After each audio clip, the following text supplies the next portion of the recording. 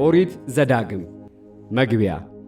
አሰያየሙ ዘዳግም የሚለው ቃል ድጋሚ የሚል ትርጉም ሲኖረው ቀደም ባሉት የኦሪት መጽሐፍት የተጻፉት ሕግጋት ጠቅለል አድርጎ በድጋሚ የሚያቀርብ መጽሐፍ ነው።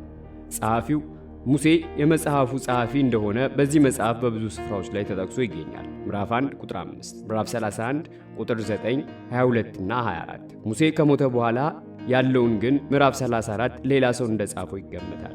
ኢያሱም ሆነ የአዲስ ኪዳን ጸሐፊዎች መጽሐፉ በሙሴ እንደተጻፈ መስክረዋል።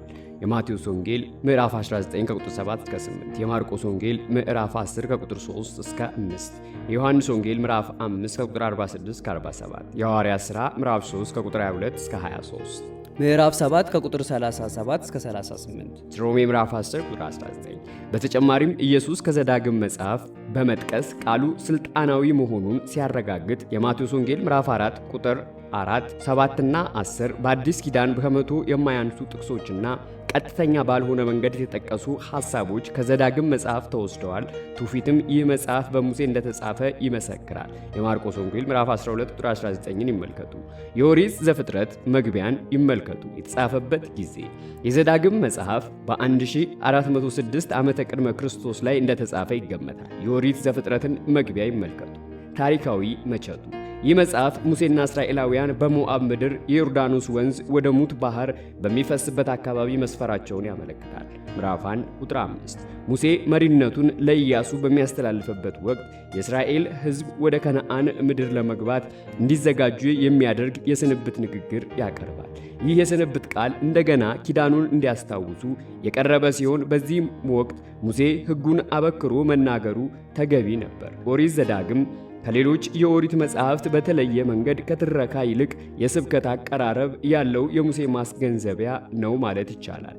ትምህርተ መለኮት መጽሐፉ የእግዚአብሔርን ሉዓላዊነት እንዲሁም እግዚአብሔር ለሕዝቡና ሕዝቡም ለእግዚአብሔር ያለውን የፍቅር ግንኙነት በስፋት ይተርካል።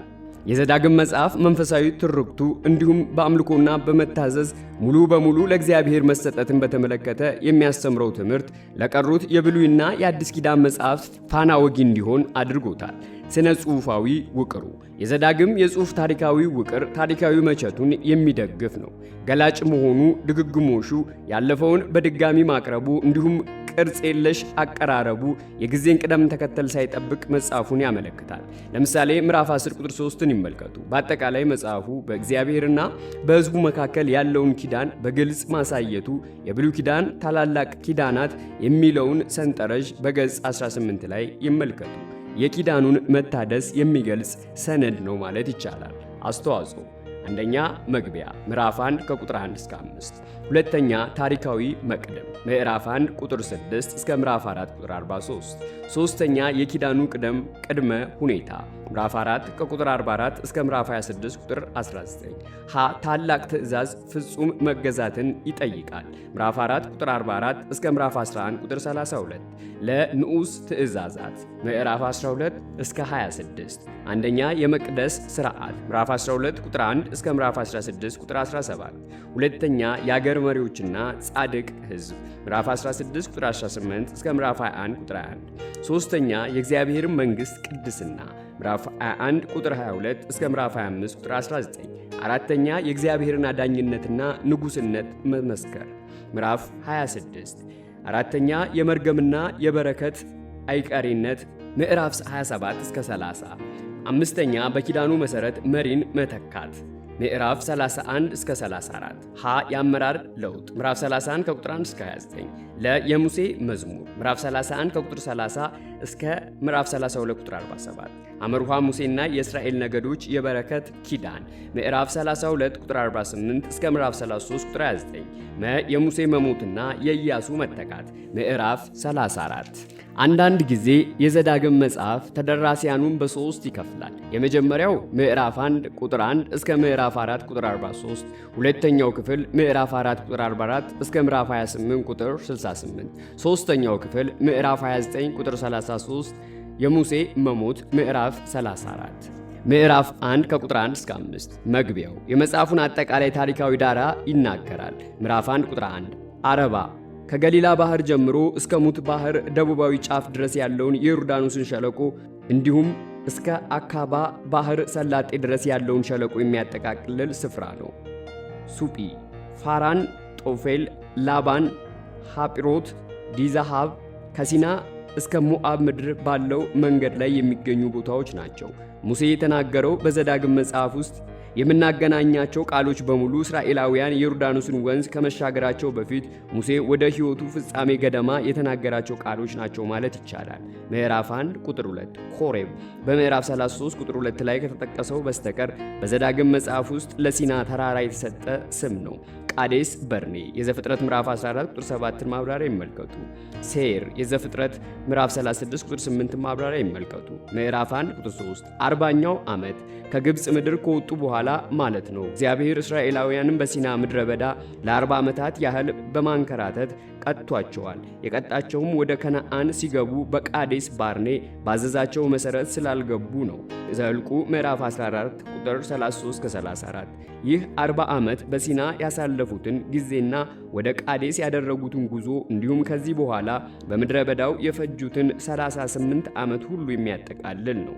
ምዕራፍ 2 ቁጥር 14፣ ምዕራፍ 8 ከቁጥር 2 እስከ 5፣ ምዕራፍ 29 ከቁጥር 5 እስከ 6፣ ዘኍልቍ ምዕራፍ 14 ከቁጥር 29 እስከ 35፣ ምዕራፍ 32 ቁጥር 13፣ ዕብራውያን ምዕራፍ 3 ከቁጥር 7 እስከ 19 ይመልከቱ። 11ኛው ወር ከጥር እስከ የካቲት ማለት ነው። ምዕራፍ 1 ቁጥር 5 ይህንን ሕግ በሲና ተራራ የተሰጡትንና እንዲሁም በዘጸአት ምዕራፍ 20 ቁጥር 24 በዘሌዋውያን በዘኍልቍ መጽሐፍት ተመዝግበው የሚገኙትን 10ሩን ትእዛዛትና ሌሎችንም ሕግጋት ማለት ነው። በዘዳግም መጽሐፍ ውስጥ የምናገኛቸው ሕግጋት እጥር ምጥን ብለው ቀርበዋል። ትርጉማቸው ተፍታቶ ተሰጥቷል።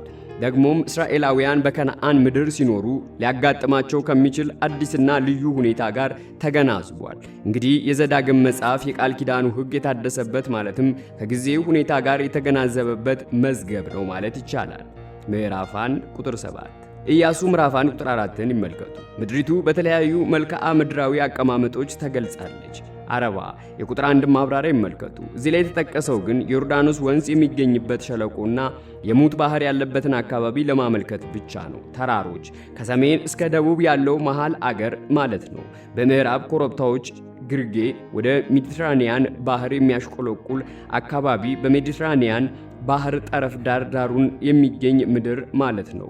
የከነዓናውያን ምድር እንዲሁም ሊባኖስ እስከ ታላቁ ወንዝ እስከ ኤፍራጥስ የሚለው ሰሜናዊ ክፍል ያመለክታል።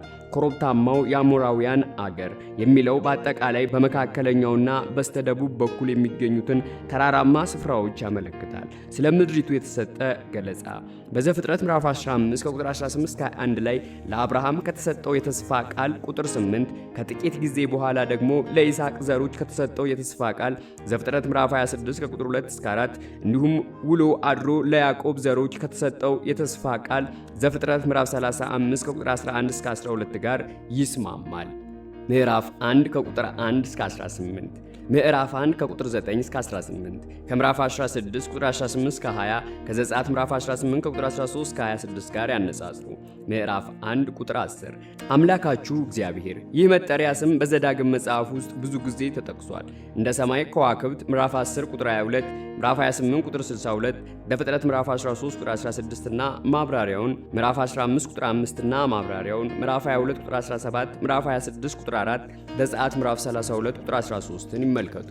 ምዕራፍ 1 ከቁጥር 19 እስከ 46፣ ዘኍልቍ ምዕራፍ 13 ቁጥር 14ን ይመልከቱ። ምዕራፍ 1 ቁጥር 21 እግዚአብሔር በነገራችሁ መሠረት ስለ ተስፋይቱ ምድር የተሰጠው የተስፋ ቃል የቁጥር 7ን ማብራሪያ ይመልከቱ።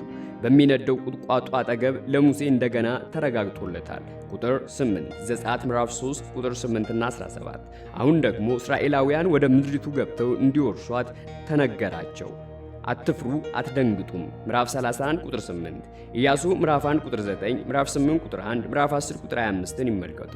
ምዕራፍ 1 ቁጥር 23 12 ስማቸው በዘኍልቍ ምዕራፍ 13 ከቁጥር 4 እስከ 15 ላይ በዝርዝር ተጠቅሷል። ምዕራፍ 1 ቁጥር 24 ኤሽኮል የቃሉ ትርጉም ስብስብ እንደማለት ነው። ምዕራፍ 1 ቁጥር 26 አመጻችሁ በዚህ ወቅት የነበሩት ሰዎች ባያምፁም ቀደም ሲል ከነበረው አመፀኛ ትውልድ ጋር እንደተባበረ ሕዝብ ተቆጥረዋል። ምዕራፍ 5 ቁጥር 2ን ይመልከቱ። ከምዕራፍ 29 ቁጥር 1 ጋር ያነጻጽሩ። ምዕራፍ 1 ቁጥር 27 አጉረመረማችሁ። የዘጸአት ምዕራፍ 15 ቁጥር 24 ማብራሪያ ይመልከቱ። እግዚአብሔር ጠልቶናል፣ ከዘዳግም መጽሐፍ መሪ ሐሳብ አንጻር ሲታይ የሕዝቡ አነጋገር ምጽአታዊ ነው። መግቢያ ትምህርት መለኮት የሚለውን ይመልከቱ። ምዕራፍ 1 ቁጥር 28 የዔናቅን ልጆች ቀድሞ በከነዓን ምድር ይኖሩ የነበሩ ብርቱ ሕዝብ ተብሎ የተነገረላቸው ናቸው። ምዕራፍ 2 ቁጥር 10 ቁጥር 21 ምዕራፍ 9 ቁጥር 2 ተህልቁ ምዕራፍ 13 ቁጥር 32ን ይመልከቱ። ምዕራፍ 1 ቁጥር 30 በግብፅ እንዳደረገላችሁ ዘጸአት ምዕራፍ 14 ቁጥር 1 እስከ ምዕራፍ 15 ቁጥር 19ን ይመልከቱ። ምዕራፍ 1 ቁጥር 31 እግዚአብሔር ተሸከሟችሁ። ኢሳይያስ ምዕራፍ 41 ቁጥር 10 እና 13 ምዕራፍ 43 ቁጥር 1 እስከ 2 ማብራሪያ ይመልከቱ። ከኢሳይያስ ምዕራፍ 40 ቁጥር 11 ኤርምያስ ምዕራፍ 31 ቁጥር 10 ሕዝቅኤል ምዕራፍ 34 ቁጥር 11 እስከ 16 ጋር ያነጻጽሩ። ምዕራፍ 1 ቁጥር 33 ሌሊት በእሳት ቀን በደመና የእግዚአብሔር ሐልዎት እስራኤላውያንን በመንገዳቸው ሊመራ በመገናኛው ድንኳን አናት ላይ በሰፈፈው ደመና ውስጥ ነበር። ዘጸአት ምዕራፍ 13 ቁጥር 21 እና ማብራሪያውን ምዕራፍ 40 ቁጥር 34 እስከ 38ን ይመልከቱ። ምዕራፍ 1 ቁጥር 36 ካሌብ ዘኍልቍ ምዕራፍ 13 ቁጥር 30 እስከ ምዕራፍ 14 ቁጥር 38 ኢያሱ ምዕራፍ 14 ቁጥር 6 እስከ 15ን ይመልከቱ። ምዕራፍ 1 ቁጥር 37 በእናንተ ምክንያት ምዕራፍ 3 ቁጥር 26 ምዕራፍ 4 ቁጥር 21ን ይመልከቱ። ሙሴ ጥሩ ባልሆነ መንፈስ ተነሳስቶ በመሪባ ውሃ ለማፍለቅ አለቱን በመታ ጊዜ እግዚአብሔር ሙሴን ተቆጣው። ዘኍልቍ ምዕራፍ 20 ቁጥር 9 እስከ 13 ምዕራፍ 27 ቁጥር 12 እስከ 14 ሙሴን ለዚህ ኃጢአት የዳረጉት ራሳቸው እስራኤላውያን በመሆናቸው እግዚአብሔር እነርሱን ተቆጣቸው። ይህን ሁኔታ ቁጥር 37 የተፈጸመው ከፍ ሲል ባሉት ቁጥሮች ላይ የተጻፈው ታሪክ ቁጥር 34 እስከ 36 ከተፈጸመው ከ40 ዓመታት በኋላ ነው። ነገር ግን ሙሴ የእስራኤላዊና የራሱን ኃጢአት ሊናገር ስለፈለገ ሁለቱን ሁነቶች አንድ ላይ አቅርቧቸዋል። ምዕራፍ 1 ቁጥር 39 ክፉና በጎን ለይተው የማያውቁት የዘፍጥረት ምዕራፍ 2 ቁጥር 9 የኢሳይያስ ምዕራፍ 7 ቁጥር 15ን ማብራሪያ ይመልከቱ። ምዕራፍ 1 ቁጥር 41 እናንተም የቁጥር 26ን ማብራሪያ ይመልከቱ። ምዕራፍ 1 ቁጥር 43 እናንተ ግን በእግዚአብሔር ትእዛዝ ላይ አመጻችሁ። በቁጥር 26 ላይ ከቀረበባቸው ክስ ጋር አንድ አይነት ነው። በመጀመሪያው ሕዝቡ ወደ ምድሪቱ ለመግባት አሻፈረኝ ብለው በእግዚአብሔር ትእዛዝ ላይ አመጹ። ከዚያም ወደ ምድሪቱ ዘልቀው አንገባም በማለት አመጹ። ከመጀመሪያው አመጻቸው በኋላ እግዚአብሔር ከእነርሱ ጋር ሊወጣ አልፈለገም። የእርሱ አብሮ መሆን እጅግ አስፈላጊ በመሆኑ እስራኤል ይህንን እውነት መማር ነበረባቸው። ምዕራፍ 1 ቁጥር 44 ንብ የዘጸአት ምዕራፍ 23 ቁጥር 28 ማብራሪያ ይመልከቱ። ምዕራፍ 1 ቁጥር 45 በእግዚአብሔር ፊት በማደሪያው ድንኳን ፊት ማለት ነው። ምዕራፍ 2 ቁጥር 1 እስከ ምዕራፍ 3 ቁጥር 11 ዘኍልቍ ምዕራፍ 20 ቁጥር 14 እስከ ምዕራፍ 21 ቁጥር 35ን ይመልከቱ። ምዕራፍ 2 ቁጥር 1 ቀይ ባህር ምናልባት የአካባ ባህር ሰላጤ ሊሆን ይችላል። የአንደኛ ነገሥት ምዕራፍ 9 ቁጥር 26 ማብራሪያ ይመልከቱ። በኤሴር ኮረብታማ አገር ከሙት ባህር በስተደቡብ ያለው ተራራማ ስፍራ ነው። ምዕራፍ 2 ቁጥር 5 ከየትኛውም ምድራቸው መሬት ስለማልሰጣችሁ ቁጥር 9 እና 19ን ይመልከቱ። እስራኤላዊ ከኤዶም ከሞዓብና ከአሞናውያን ሕዝቦች ጋር የሥጋ ዝምድና ስለነበራቸው እነዚህ ሕዝቦች ምንም ሳይነኩ እንዲያልፉ እግዚአብሔር ለሙሴ ነገረው። እስራኤላውያን መውረስ ያለባቸው ከዮርዳኖስ ወንዝ በስተ ምስራቅ የሚገኙትንና በአሞራውያን የተያዙትን ስፍራዎች ብቻ ነው። ቁጥር 24 ምዕራፍ 3 ቁጥር 2ን ይመልከቱ። ሰጥቼዋለሁ ቁጥር 9 እና 19ን ይመልከቱ። እግዚአብሔር ከዮርዳኖስ ወንዝ ባሻገር የሚገኘውን ምድርና የከነዓናውያን ምድር ለእስራኤላውያን እንደሰጣቸው ሁሉ ለኤሳው ዝርያዎችና ለኤዶማውያን፣ ለሎጥ ዝርያዎች፣ ለሞባውያንና ለአሞናውያን ምድራቸውን ሰጥቷቸዋል። ምዕራፍ 2 ቁጥር 8 ኤላትና ኤጺኖ ጋቦ ከአካብ ባሕረ ሰላጤ በላይኛው ጫፍ በኩል የሚገኙ ስፍራዎች ናቸው። የአረብ መንገድ የተባለውም ከዚሁ ባሕረ ሰላጤ ሰሜናዊ ጫፍ ተነስቶ እስከ ምስራቃዊ የሞዓብ ምድር ድረስ ይደርሳል። ምዕራፍ 2 ቁጥር 9 ኤር ይህ ስፍራ የት እንደሚገኝ አይታወቅም። ምዕራፍ 2 ቁጥር 10 ኤናቃውያን የምዕራፍ 1 ቁጥር 28 ማብራሪያ ይመልከቱ። ኤምማውያን ምናልባትም ሽብር ማለት ሊሆን ይችላል። ምዕራፍ 2 ቁጥር 11 ራፋማውያን ግዙፍና ረጃጅም የሆኑ የጥንት ሰዎች ናቸው። ምዕራፍ 2 ቁጥር 12። ሆራውያን የዘፍጥረት ምዕራፍ 14 ቁጥር 6 ማብራሪያ ይመልከቱ። እግዚአብሔር በሰጠው ምድር ይህ ምድር አንደኛ ከዮርዳኖስ ባሻገር የሚገኙ ቦታዎችን ምዕራፍ 2 ቁጥር 24 እስከ ምዕራፍ 3 ቁጥር 20 ይመልከቱ።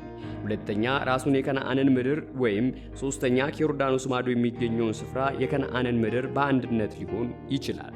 ምዕራፍ 2 ቁጥር 13 ዘሬድ ከምስራቅ አካባቢ ተነስቶ ወደ ደቡባዊ የሙት ባህር መጨረሻ ክፍል የሚፈስ ትልቅ ጅረት ነው።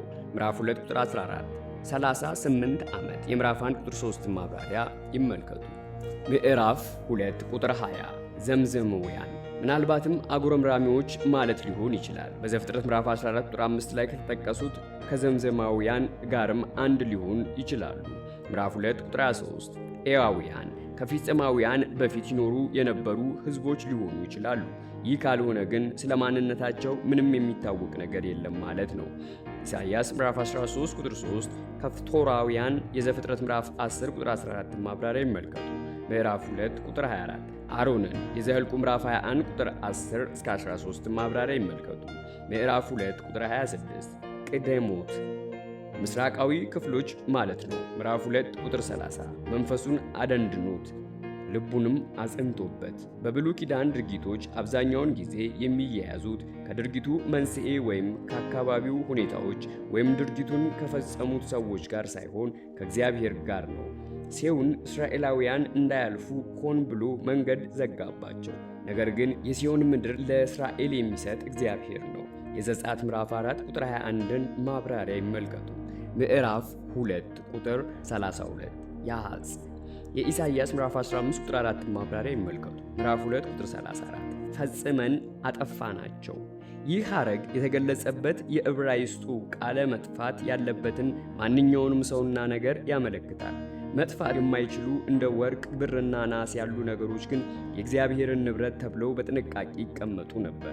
ሰዎችና ነገሮችን ጨርሶ ማጥፋት ወርቅ፣ ብርና ናስ በድል አድራጊዎች ዘንድ ዋጋ የሌላቸው አርጓቸዋል። ይህንን እንጂ እንደዚህ እግዚአብሔር ንብረት ተቆጥረው ለእግዚአብሔር ይሰጡ ነበር። ለዚህም ቃሉ አንዳንድ ጊዜ አጠፋ ተብሎ ሌላ ጊዜ ደግሞ አስረከቡ ተብሎ ለምሳሌ ኢያሱ ምዕራፍ 6 ቁጥር 17ን ይመልከቱ ተተርጉሟል። እግዚአብሔር የእርሱ የጦር ወታደር ሆኖ ያገለግለው ሕዝብ የከብቱንና የንብረቱን ምርኮ ለራሳቸው እንዲወስዱ በሚያደርግበት ጊዜ ይህ ድርጊት በከፊል ይሻራል። ቁጥር 35 ምዕራፍ 3 ቁጥር 7 ኢያሱ ምዕራፍ 8 ቁጥር 2ን ይመልከቱ። ምዕራፍ 2 ቁጥር 36 አሮኤር የኢሳይያስ ምዕራፍ 17 ቁጥር 2 ማብራሪያ ይመልከቱ። ገለዓድ የዘፍጥረት ምዕራፍ 31 ቁጥር 21 ማብራሪያ ይመልከቱ። ምዕራፍ 2 ቁጥር 37 ያቦቅ የዘፍጥረት ምዕራፍ 32 ቁጥር 22ን ማብራሪያ ይመልከቱ። ምዕራፍ 3 ቁጥር 3 አገን በእጃችን ላይ ጣላቸው። በምዕራፍ 2 ቁጥር 26 እስከ 37 ላይ ሌሎችን አሳልፎ እንደሰጣቸው ማለት ነው። ምዕራፍ 3 ቁጥር 4 የአርጎብ ክልል ከዚህ ክፍል በስተቀር በሌላ ስፍራ በሳባን ምድር ውስጥ እንደሚገኝ አልተጠቀሰም። ቁጥር 13 እስከ 14 አንደኛ ነገሥት ምዕራፍ 4 ቁጥር 13ን ይመልከቱ። 60 ከተሞች ከተሞቹ ትልቅና ዙሪያቸውም የተቀረጸ ነበረ። አንደኛ ነገሥት ምዕራፍ 4 ቁጥር 13 ይህም የሚያሳየው በከተሞቹ ውስጥ ከፍተኛ የሕዝብ ቁጥር እንደነበረ ነው። ቁጥር 5ን ይመልከቱ። ምዕራፍ 3 ከቁጥር 6 እስከ 7 የምዕራፍ 2 ቁጥር 34 ማብራሪያ ይመልከቱ። ምዕራፍ 3 ቁጥር 8 አርሞኒየም ተራራ ከዓመት እስከ ዓመት ጫፍ በበረዶ የተሸፈነ ሲሆን ከፍታውም እስከ 9200 ጫማ የሚደርስና በሊባኖስ አገር ከሚገኙ ታላላቅና ውብ ተራሮች ውስጥ አንዱ ነው። ምዕራፍ 3 ቁጥር 9 ሲዲዮን ለአርሞኒየም ተራራ የተሰጠው ይህ ስም ሙሴ በነበረበት ዘመን በአንድ የከነዓናውያን ጽሑፍ ውስጥ ተገኝቷል። ሳኔር ለአርሞኒየም ተራራ የተሰጠው ይህ ስም በአሦራውያንም ጽሑፍ ይገኛል። ምዕራፍ 3 ቁጥር 10 ሰልካ የባሳንን ምስራቃዊ ድንበር የሚያመለክት ከተማ ነው። ኢያሱ ምዕራፍ 13 ቁጥር 11ን ይመልከቱ። ምዕራፍ 3 ቁጥር 11 አልጋው ከብረት የተሰራ በባሳን ምድር ከባልጩት ድንጋይ የተሰራ በድን የሚያርፍበት አልጋ ሲሆን አልጋ እንዲሁም ብረት የሚሉትን ቃላት ለመግለጽ የገቡ የዕብራይስጥ ቃላት በአንድነት ሲጣመሩ ይህንን ያንጸባርቃሉ። አልጋው እውነተኛ አልጋ ከሆነ የሚሰራው ከእንጨት ስለሆነ ምናልባትም ይህ የሚያመለክተው የአልጋው መጋጠሚያዎች ከብረት መሰራታቸውን ነው። ለምሳሌ የብረት ሰረገሎች እንደሚባለው አይነት ማለት ነው። የኢያሱ ምዕራፍ 17 ቁጥር 16 ማብራሪያ ይመልከቱ። በአሞናውያን ከተማ በረባት አዲስ ኪዳን በተጻፈበት ዘመን ፊላዴልፊያ ተብላ የምትጠራ ሲሆን ረባት የጥንቷ የአሞናውያን ዋና ከተማ ነበረች። አሞጽ ምዕራፍ 1 ከቁጥር 13 እስከ 14። በአሁኑ ጊዜ ስሟ አማን ሲሆን የዮርዳኖስ መንግስት ዋና ከተማ ናት። ምዕራፍ 3 ከቁጥር 12 እስከ 20። ዘልቁ ምዕራፍ 32 እንዲሁም ምዕራፍ 34 ከቁጥር 13 እስከ 15ን ይመልከቱ። ምዕራፍ 3 ቁጥር 14 ኢያኤር ሐቦት ኢያኤር የኢያኤር ሰፈር ወይም የኢያኤር መንደር ማለት ነው። እንዲሁም የመሳፍንት ምዕራፍ 10 ቁጥር 3 ማብራሪያ ይመልከቱ። ጌሻራውያን ማዕካውያን ከሌሎች ጋር ሲነጻጸሩ አነስተኛ መንግስታት ናቸው። ጌሸር ከገሊላ ባህር በስተ ምስራቅ ሲገኝ፣ ማዕካት ደግሞ ከአማሮን ውሃ በስተ ሰሜን ይገኛል። የኢያሱ ምዕራፍ 11 ቁጥር 5 ማብራሪያ ይመልከቱ። ምዕራፍ 3 ቁጥር 15 ማኪር የዘፍጥረት ምዕራፍ 50 ቁጥር 23 ማብራሪያ ይመልከቱ። ምዕራፍ 3 ቁጥር 17 ኪኔሬት የማርቆስ ምዕራፍ 1 ቁጥር 16 ማብራሪያ ይመልከቱ። ፋስጋ በስተ ምስራቅ በሞዓብ ጫፍ ላይ የሚገኝና የሙት ባህርን ወደ ታች የሚያይ ቦታ ነው። ምዕራፍ 3 ቁጥር 20 እስኪያሳርፋቸው ፍጹም እረፍትና መረጋጋትን የሚያሳይ ነው። ይህም እረፍት ከውጭ ከሚመጣ ዛቻና ጭቆና ነፃ መሆንን እንዲሁም ከውስጥ ከሚፈጠር የእርስ በርስ ግጭት ረሃብን ወይም ቸነፈርን ያመለክታል። ምዕራፍ 12 ከቁጥር 9 እስከ 10፣ ምዕራፍ 25 ቁጥር 19 ይመልከቱ። እንዲሁም የኢያሱ ምዕራፍ 1 ቁጥር 13፣ የአንደኛ ነገሥት ምዕራፍ 5 ቁጥር 4፣ የዕብራውያን ምዕራፍ 4 ቁጥር 1 እስከ 11 ማብራሪያ ይመልከቱ። ምዕራፍ 3 ቁጥር 22 እግዚአብሔር አምላካችሁ ራሱ። እስራኤል ያደረገቻቸው ፍልሚያዎች ሁሉ የሚያረጋግጡት ያለ እግዚአብሔር እርዳታ እስራኤል ድል ልታገኝ የማትችል መሆኗን ነው። ድል የሚያስገኘው የእስራኤል ኃይል ሳይሆን የእግዚአብሔር ኃይል ነው። ሙሴ የእስራኤልን ወኔና እምነት በዚህ እውነት አነሳሳ። ምዕራፍ 1 ቁጥር 10፣ ምዕራፍ 2 ቁጥር 21 እስከ 22 እና 31፣ ምዕራፍ 20 ቁጥር 4ን ይመልከቱ። ምዕራፍ 3 ከቁጥር 23 እስከ 25 ሙሴ ወደ ተስፋይቱ ምድር ለመግባት ያቀረበው የመጨረሻ ልመና ነው።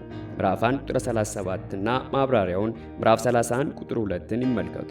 ምዕራፍ 3 ቁጥር 26 በእናንተ ሰበብ የምዕራፍ 1 ቁጥር 37ን ማብራሪያ ይመልከቱ። ምዕራፍ 3 ቁጥር 27 ወደ ፋሲጋ ተራራ ጫፍ ውጣ።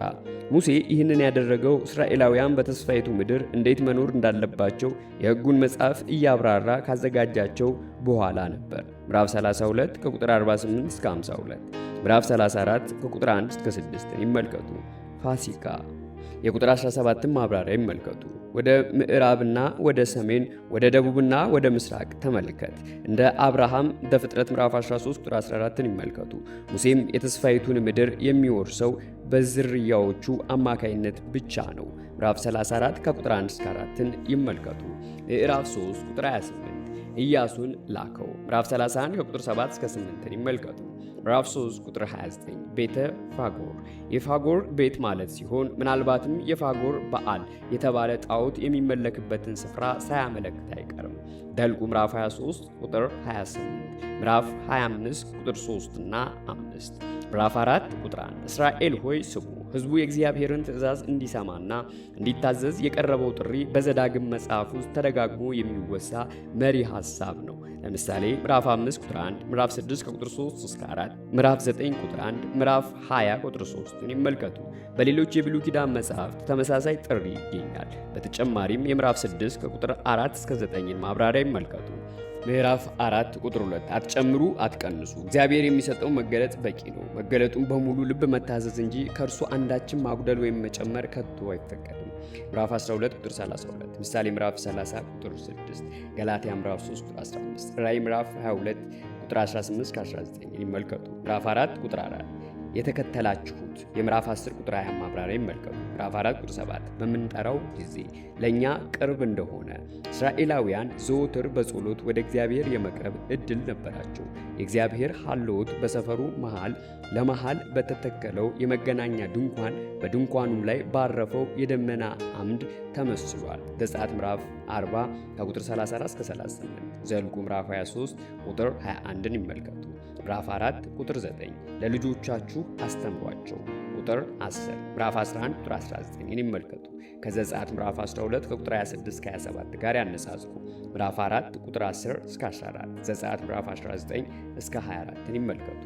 ምዕራፍ 4 ቁጥር 10 አስታውሱ እግዚአብሔር በቀደመው ዘመን እስራኤልን እንዴት እንደታደገ በተለይም ከግብፅ ባርነት እንዴት እንዳወጣት ሕዝቡ መለስ ብሎ እንዲያስታውስ የቀረበ መለኮታዊ ጥሪ በዘዳግም መጽሐፍ ውስጥ ተደጋግሞ የተወሳ መሪ ሐሳብ ሲሆን ምዕራፍ 5 ቁጥር 15፣ ምዕራፍ 7 ቁጥር 18፣ ምዕራፍ 8 ቁጥር 2 እና 18፣ ምዕራፍ 9 ቁጥር 7 እና 27፣ ምዕራፍ 11 ቁጥር 2፣ ምዕራፍ 15 ቁጥር 15፣ ምዕራፍ 16 ቁጥር 3 እና 12፣ ምዕራፍ 24 ቁጥር 9 18 እና 22 ምዕራፍ 25 ቁጥር 17 ይህም በምዕራፍ 32 ቁጥር 7 ላይ የጥንቱን ዘመን አስታወሰ በሚለው አገላለጽ ተጠቃልሏል። ምዕራፍ 4 ቁጥር 12 መልአክ ግን አላያችሁም ቁጥር 15ን ይመልከቱ። እንዲሁም የዘጸአት ምዕራፍ 20 ቁጥር 4 ማብራሪያ ይመልከቱ።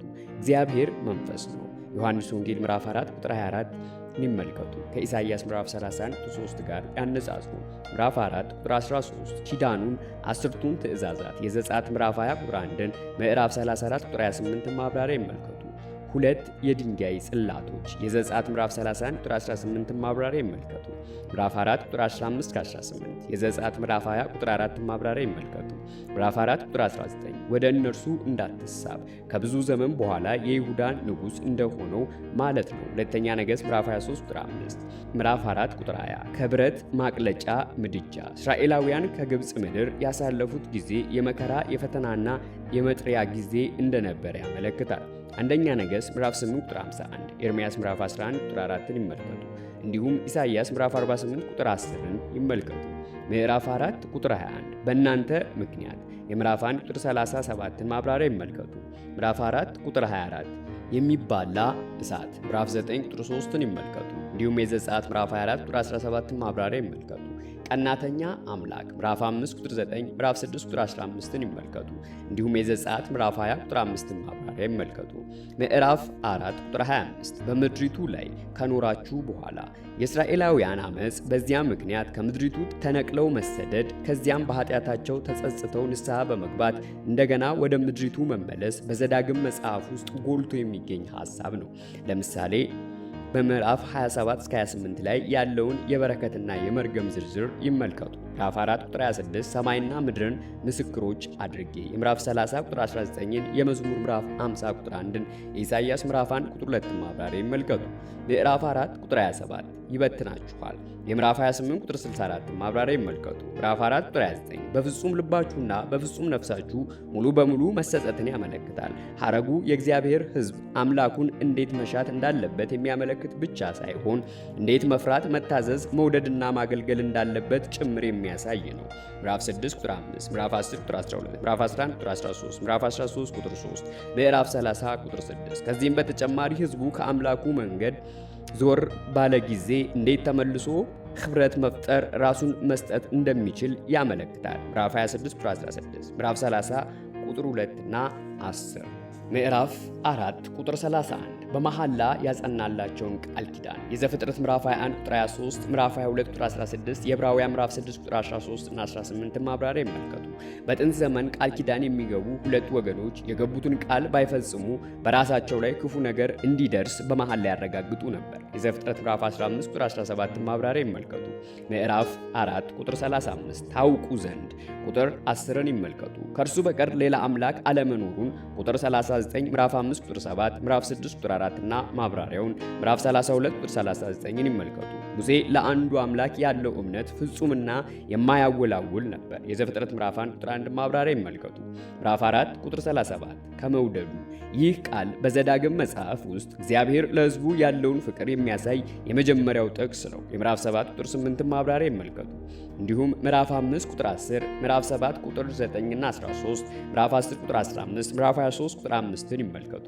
በአንጻሩም ሕዝቡ አምላኩን መውደድ እንዳለበት ያሳያል። የምዕራፍ 6 ቁጥር 5ን 35 ማብራሪያ ይመልከቱ። ምዕራፍ 4 ቁጥር 39 ቁጥር 35 እና ማብራሪያውን ይመልከቱ። ምዕራፍ 4 ቁጥር 41 እስከ 43፣ ምዕራፍ 19 ከቁጥር 1 እስከ 13፣ ዘኍልቍ ምዕራፍ 35 ከቁጥር 9 እስከ 25 እስከ 28፣ ኢያሱ ምዕራፍ 20ን ይመልከቱ። ምዕራፍ 4 ቁጥር 43 ቦሶር ከሙት ባህር በስተሰሜን ምስራቅ ማዕዘን 32 ኪሎ ሜትር ያህል ርቃ የምትገኝ ከተማ ናት። ምዕራፍ 5 ቁጥር 1 እስራኤል ሆይ ስሙ። የምዕራፍ 4 ቁጥር 1 ማብራሪያ ይመልከቱ። ምዕራፍ 5 ቁጥር 2 በኮሬብ ከኛ ጋር ቃል ኪዳን። የዘጸአት ምዕራፍ 19 ቁጥር 5ን ማብራሪያ ይመልከቱ። እግዚአብሔር በኮሬብ በሲና ተራራ ከእስራኤላውያን ጋር የገባውን አሁን እዚህ ላይ እንደገና የታደሰ ኪዳን እስራኤላውያን እግዚአብሔርን ብቻ አምላካቸው ሕጉና ሥርዓቱንም የሕይወታቸው መመሪያ እንዲያደርጉ ከእግዚአብሔር ጋር አስተሳስሯቸዋል። በኪዳኑ መሠረት መኖር የእግዚአብሔርን በረከት ያወርድላቸዋል። ኪዳኑን አፍርሰው ቢገኙ ግን መርገም የተባለ ለምሳሌ ምዕራፍ 28 ቁጥር 15 እስከ 20 ይመልከቱ። ቅጣት ያደርስባቸዋል። የሲናው ኪዳን የሚሻር አዲስ ኪዳን እንደሚመሰርት በኤርምያስ ምዕራፍ 31 ከቁጥር 31 እስከ 34 አስቀድሞ ተናግሯል። ዕብራውያን ምዕራፍ 7 ቁጥር 22ን ይመልከቱ። እንዲሁም ዕብራውያን ምዕራፍ 8 ከቁጥር 6 እስከ 13፣ ምዕራፍ 10 ከቁጥር 15 እስከ 18 እና ማብራሪያውን ይመልከቱ። ምዕራፍ 5 ቁጥር 3 ከአባቶቻችሁ ጋር ሳይሆን ከኛ ከሁላችሁ ጋር። ቃል ኪዳኑ የተደረገው በሲና ተራራ ከተገኙት ጋር ቢሆንም እነርሱ ሕዝቡን ሁሉ የሚወክሉ በመሆናቸው ከእነርሱ በኋላ ከተነሳው ከእስራኤል ትውልድ ሁሉ ጋር የተደረገ ቃል ኪዳን ተደርጎ ይቆጠራል። ምዕራፍ 5 ቁጥር 5 ቁጥር 23 እስከ 26፣ ዘጸአት ምዕራፍ 20 ቁጥር 18 እስከ 21 ይመልከቱ። ምዕራፍ 5 ከቁጥር 6 እስከ 21 በአስርቱ ትእዛዛት እስራኤላውያን ከእግዚአብሔር ጋር ላላቸው ግንኙነት መሠረትና እምብርት ናቸው። ትእዛዛቱ ከተሰጡበት ጊዜ ጀምሮ በሰው ልጅ ታሪክ ላይ ያመጡት ለውጥ በቀላሉ የሚታይ አይደለም። እነዚህ ትእዛዛት በማናቸውም ህብረተሰብ ውስጥ ለምናገኛቸው የምግባር መመሪያዎች መሠረት ሲሆኑ እውነተኛውና ብቸኛው አምላክ እምነትን፣ አምልኮንና የዕለት ተዕለት ኑሮን አስመልክቶ ከሕዝቡ የሚፈልገው ምን እንደሆነ በእነዚሁ ትእዛዛት ላይ ተጠቃሏል። የዘጸአት ምዕራፍ 20 ቁጥር 3 እስከ 17 ማብራሪያ ይመልከቱ። ምዕራፍ 5 ቁጥር 12 አምላክህ እግዚአብሔር ባዘዘህ መሠረት። ይህ ሐረግ በዘጸአት መጽሐፍ ተጓዳኝ ክፍል ላይ ዘጸአት ምዕራፍ 20 ቁጥር 8 ተጠቅሶ ባይገኝም ከ40 ዓመት በፊት የተሰጡ አስርቱ ትእዛዛት መገኛቸው እግዚአብሔር መሆኑን ሕዝቡ ያሳስባል። ቁጥር 15-16ን ይመልከቱ። ምዕራፍ 5 ቁጥር 14 ወንድ አገልጋይህም ሆነ ሴት አገልጋይህ ምንም አይነት ሥራ አትስሩ። የዘጸአት ምዕራፍ 20 ቁጥር 10 ማብራሪያ ይመልከቱ። እንዲሁም ቁጥር 15ን ይመልከቱ። ምዕራፍ 5 ቁጥር 15 አስታውስ። የምዕራፍ 4 ቁጥር 10 ማብራሪያ ይመልከቱ። ምዕራፍ 5 ከቁጥር 16 እስከ 21 ይህ በአዲስ ኪዳን በአብዛኛው ተጠቅሶ የምናገኘው የአስርቱ ትእዛዛት ክፍል ነው። ምዕራፍ 5 ቁጥር 20፣ ምዕራፍ 19 ከቁጥር 18 እስከ 19ን ይመልከቱ። ምዕራፍ 5 ቁጥር 22 ትእዛዛቱ ቃል በቃል ሲተረጎም ቃላቱ ማለት ነው። የዘጸአት ምዕራፍ 20 ቁጥር 1 ማብራሪያ ይመልከቱ። ሁለት የድንጋይ ጽላቶች። የዘጸአት ምዕራፍ 31 ቁጥር 18ን ማብራሪያ ይመልከቱ። ምዕራፍ 5 ቁጥር 25 እንሞታለን። የዘፍጥረት ምዕራፍ 16 ቁጥር 13፣ ምዕራፍ 32 ቁጥር 30 ማብራሪያ ይመልከቱ። ምዕራፍ 5 ቁጥር 27 እንሰማለን እናደርገዋለንም።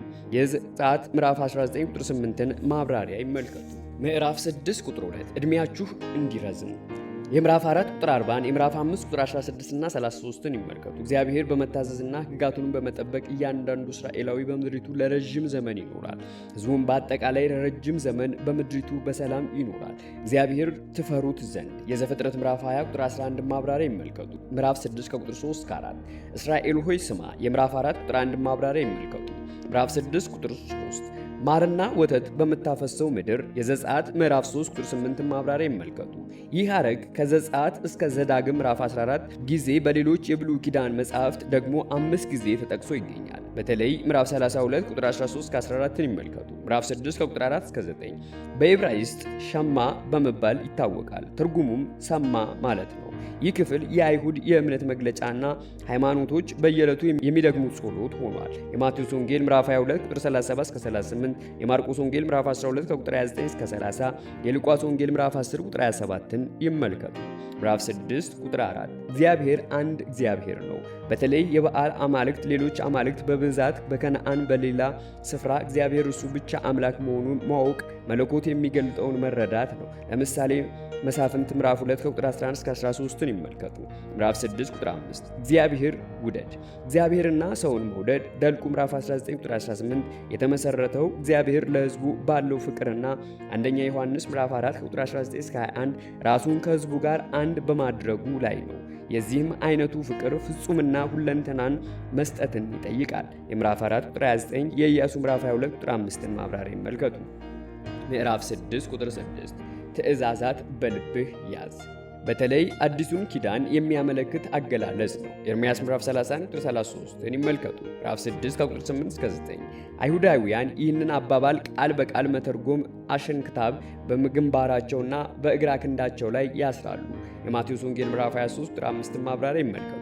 ከዚህም ሌላ የመጽሐፍ ቅዱስ ጥቅስ ያለባቸውን ጽሑፎች በእንጨት ወይም በብረት ሳጥን ውስጥ በማድረግ በበራቸው መቃን ላይ ያንጠለጥሉ ነበር። ይሁን እንጂ ይህ ክፍል ተምሳሌታዊ ትርጉም ሊኖረው እንደሚችል ምዕራፍ 11 ቁጥር 18 እስከ 20፣ ዘጸአት ምዕራፍ 13 ቁጥር 9 እና 16ን ይጠቁማሉ። የዘጸአት ምዕራፍ 13 ቁጥር 9 ማብራሪያ ይመልከቱ። ምዕራፍ 6 ከቁጥር 10 እስከ 12 በመጽሐፍ ቅዱስ ውስጥ አጽንዖት የሚሰጠው ሰዎች በጥረታቸው የሚያገኙት ነገር ሳይሆን እግዚአብሔር የሚሰራው ሥራ ነው። ስለሆነም ሰዎች እግዚአብሔር ያደረገላቸውን በጎ ነገር ከቶ መዘንጋት የለባቸውም። ምዕራፍ 6 ቁጥር 13 ኢየሱስ በሰይጣን በተፈተነ ጊዜ ይህንን ጥቅስ በከፊል ጠቅሶታል። ማቴዎስ ምዕራፍ 4 ቁጥር 10፣ ሉቃስ ምዕራፍ 4 ቁጥር 8። ሰይጣን ላቀረበለት ሌሎች ሁለት ፈተናዎች ኢየሱስ ጠቅሶ መልስ የሰጠው ከዚሁ ከዘዳግም መጽሐፍ ነው።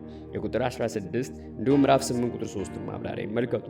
ምዕራፍ 6 ቁጥር 13 ቀናተኛ አምላክ። የዘጸአት ምዕራፍ 20 ቁጥር 5ን ማብራሪያ ይመልከቱ።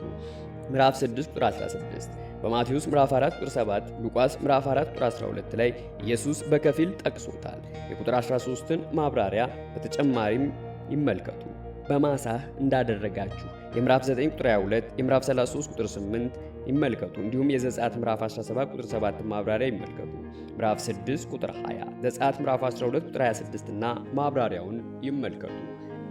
ምዕራፍ 6 ቁጥር 23 ሊያስገባን አወጣን። የዘጸአት ምዕራፍ 6 ከቁጥር 7 እስከ 8 ማብራሪያ ይመልከቱ። ምዕራፍ 6 ቁጥር 25 ጽድቃችሁ። እዚህ ላይ ምናልባት ራሱን በሕዝቡ የዕለት ተዕለት ሕይወት ውስጥ ከገለጠውና የቃል ኪዳን አምላክ ከሆነው ከእግዚአብሔር ጋር ያለውን እውነተኛ ግንኙነት ይገልጻል። ምዕራፍ 24 ቁጥር 13ን ይመልከቱ። ምዕራፍ 7 ቁጥር 1 ኬጣውያን ኢያቡሳውያን። ምዕራፍ 20 ቁጥር 17ን ይመልከቱ። እንዲሁም የዘፍጥረት ምዕራፍ 10 ቁጥር 6 እንዲሁም ከ15 እስከ 18 ምዕራፍ 13 ቁጥር 7ን ማብራሪያ ይመልከቱ። ሰባቱ አሕዛብ የዘዳግም ምዕራፍ 3 ቁጥር 8 ማብራሪያ ይመልከቱ። ምዕራፍ 7 ከቁጥር 2 እስከ 5 ከእነርሱ ጋር አትዋዋል፣ ከእነርሱ ጋር ጋብቻ አታድርግ፣ መሠዊያዎቻቸውንም አፈራርሱ። እስራኤል ከከነዓን ጣዖት አምላኪ ሕዝቦች ጋር ምንም አይነት ፖለቲካዊ፣ ማኅበራዊና ሃይማኖታዊ ግንኙነት መፍጠር የለበትም። ቁጥር 16 እንዲሁም የምዕራፍ 2 ቁጥር 34ን ማብራሪያ ይመልከቱ። ምዕራፍ 7 ቁጥር 2 ሁሉንም ፈጽመህ ደምስሳቸው። የምዕራፍ 2 ቁጥር 34ን ማብራሪያ ይመልከቱ። ምዕራፍ 7 ቁጥር 4 ሌሎችን አማልክት እንዲያመልኩ ስለሚያደርጉ እግዚአብሔር እስራኤላውያንን ከሌሎች የውጭ ሕዝቦች ጋር ምንም አይነት ጋብቻ እንዳይፈጽሙ የከለከለው በዘር ወይም በጎሳ ላይ በተመሰረተ ዓላማ ሳይሆን ሕዝቡ ከመንፈሳዊ ብክለትና ክህደት ለመከላከል ሲል ነው። ለምሳሌ አንደኛ ነገሥት ምዕራፍ 11 ከቁጥር 1 እስከ 11፣ ነህምያ ምዕራፍ 13 ከቁጥር 25 እስከ 27ን ይመልከቱ። ምዕራፍ 7 ቁጥር 5 መሠዊያዎቻቸውን የማምለኪያ አምዶቻቸውን የአሼራ ምስል አምዶቻቸውን የከነዓን ሰዎች ለጣዖት አምልኮ የሚጠቀሙባቸው ነገሮች ናቸው። ምዕራፍ 12 ቁጥር 3 ምዕራፍ 16 ከቁጥር 21 እስከ 22ን ይመልከቱ። በተጨማሪም የዘጸአት ምዕራፍ 34 ቁጥር 13 ማብራሪያ ይመልከቱ። ምዕራፍ 7 ቁጥር 6 ቅዱስ ሊያረክሱ ከሚችሉ ሰዎች ወይም ማናቸውም ነገሮች ተለይቶ ለእግዚአብሔር ሙሉ በሙሉ የተሰጠ ማለት ነው። የዘጸአት ምዕራፍ 3 ቁጥር 5 ማብራሪያ ይመልከቱ። ምዕራፍ 7 ቁጥር 8 እግዚአብሔር እናንተን ስለወደዳችሁ የፍቅር ቃል ኪዳኑ ቁጥር 9ና 12 የመነጨው እግዚአብሔር ለሕዝቡ ካለው ፍቅር የተነሳ ሲሆን የተመሰረተው ደግሞ በእግዚአብሔር ባህሪ ላይ ሆኖ በኪዳኑ የታቀፈ ነው። እግዚአብሔር ሕዝቡን የወደደው በቁጥር ብዙ ወይም ባካሄዳቸው ንጹሕ ስለሆኑ አይደለም። ይልቁንም እርሱ እንዲያው የወደደው ሕዝቡ ለእግዚአብሔር ፍቅር ምላሽ መስጠትና ከልብ መውደድ ይጠበቅበታል። ቁጥር 9 እስከ 10 ምዕራፍ 9 ከቁጥር 4 እስከ 6 ይመልከቱ። እንዲሁም የምዕራፍ 6 ቁጥር 5 ማብራሪያ ይመልከቱ። ምዕራፍ 7 ቁጥር 9 እግዚአብሔር አምላክ መሆኑን እወቅ። መዝሙር 100 ቁጥር 3 ይመልከቱ። ለሚወዱት እስከ ሺህ ትውልድ የዘጸአት ምዕራፍ 20 ቁጥር 6 ማብራሪያ ይመልከቱ። ምዕራፍ 7 ቁጥር 13 እህልህን አዲሱን ወይንና ዘይት። በብሉይ ኪዳን ውስጥ ይህ ሐረግ የእርሻን የወይንንና የወይራ ዘይትን ምርት በአጭሩ የሚገልጽ የተለመደ አባባል ነው። ለምሳሌ ምዕራፍ 11 ቁጥር 14፣ ምዕራፍ 14 ቁጥር 23፣ ምዕራፍ 18 ቁጥር 4፣ ምዕራፍ 28 ቁጥር 51 ይመልከቱ። ምዕራፍ 7 ቁጥር 15 በሽታዎች በአንተ ላይ አያመጣብህም። የምዕራፍ 28 ቁጥር 60 ማብራሪያ ይመልከቱ። ምዕራፍ 7 ቁጥር 16 የኢያሱን መጽሐፍ መግቢያ ይመልከቱ። ምዕራፍ 7 ቁጥር 18 አስታውስ። የምዕራፍ 4 ቁጥር 10 ማብራሪያ ይመልከቱ። ምዕራፍ 7 ቁጥር 20 ተርብ። የዘጸአት ምዕራፍ 23 ቁጥር 28 ማብራሪያ ይመልከቱ። ምዕራፍ 7 ቁጥር 22 እግዚአብሔር ያስወጣቸዋል። የምዕራፍ 3 ቁጥር 22 ማብራሪያ ይመልከቱ። ምዕራፍ 7 ቁጥር 25 26 የአካንን ታሪክ ከዚህ ጋር ያነጻጽሩ። ኢያሱ ምዕራፍ 6 ቁጥር 17 እስከ 19፣ ምዕራፍ 7 ቁጥር 1፣ ምዕራፍ 7 ቁጥር 1 ቁጥር 20 እስከ 25፣ ምዕራፍ 7 ቁጥር 26 ለጥፋት ትዳረጋለህ። የምዕራፍ 2 ቁጥር 34 ማብራሪያ ይመልከቱ። ምዕራፍ 8 ቁጥር 2 ሊፈትንህ ቁጥር 16ን ይመልከቱ። በተጨማሪም የዘፍጥረት ምዕራፍ 22 ቁጥር 1 ማብራሪያ ይመልከቱ። አስታውስ። የምዕራፍ 4 ቁጥር 10 ማብራሪያ ይመልከቱ። ምዕራፍ 8 ቁጥር 3 ሰው በእንጀራ ብቻ እንደማይኖር። የምዕራፍ 6 ቁጥር 13 ማብራሪያ ይመልከቱ።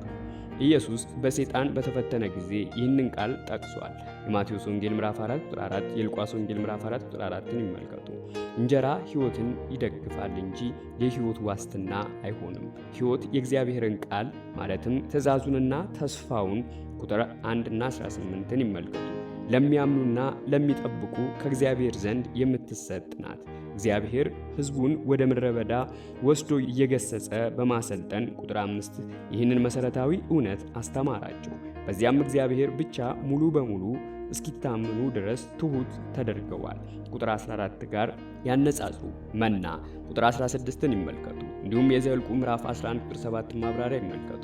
ምዕራፍ 8 ከቁጥር 7 እስከ 9 እስራኤላውያን ገብተው ሊወርሷት የተቃረቡትንና በተፈጥሮ ሀብቷና በለምነቷ እጅግ የታወቀችውን የተስፋይቱን ምድር የሚገልጽ ክፍል ነው። ምዕራፍ 11 ከቁጥር 8 እስከ 12ን ይመልከቱ።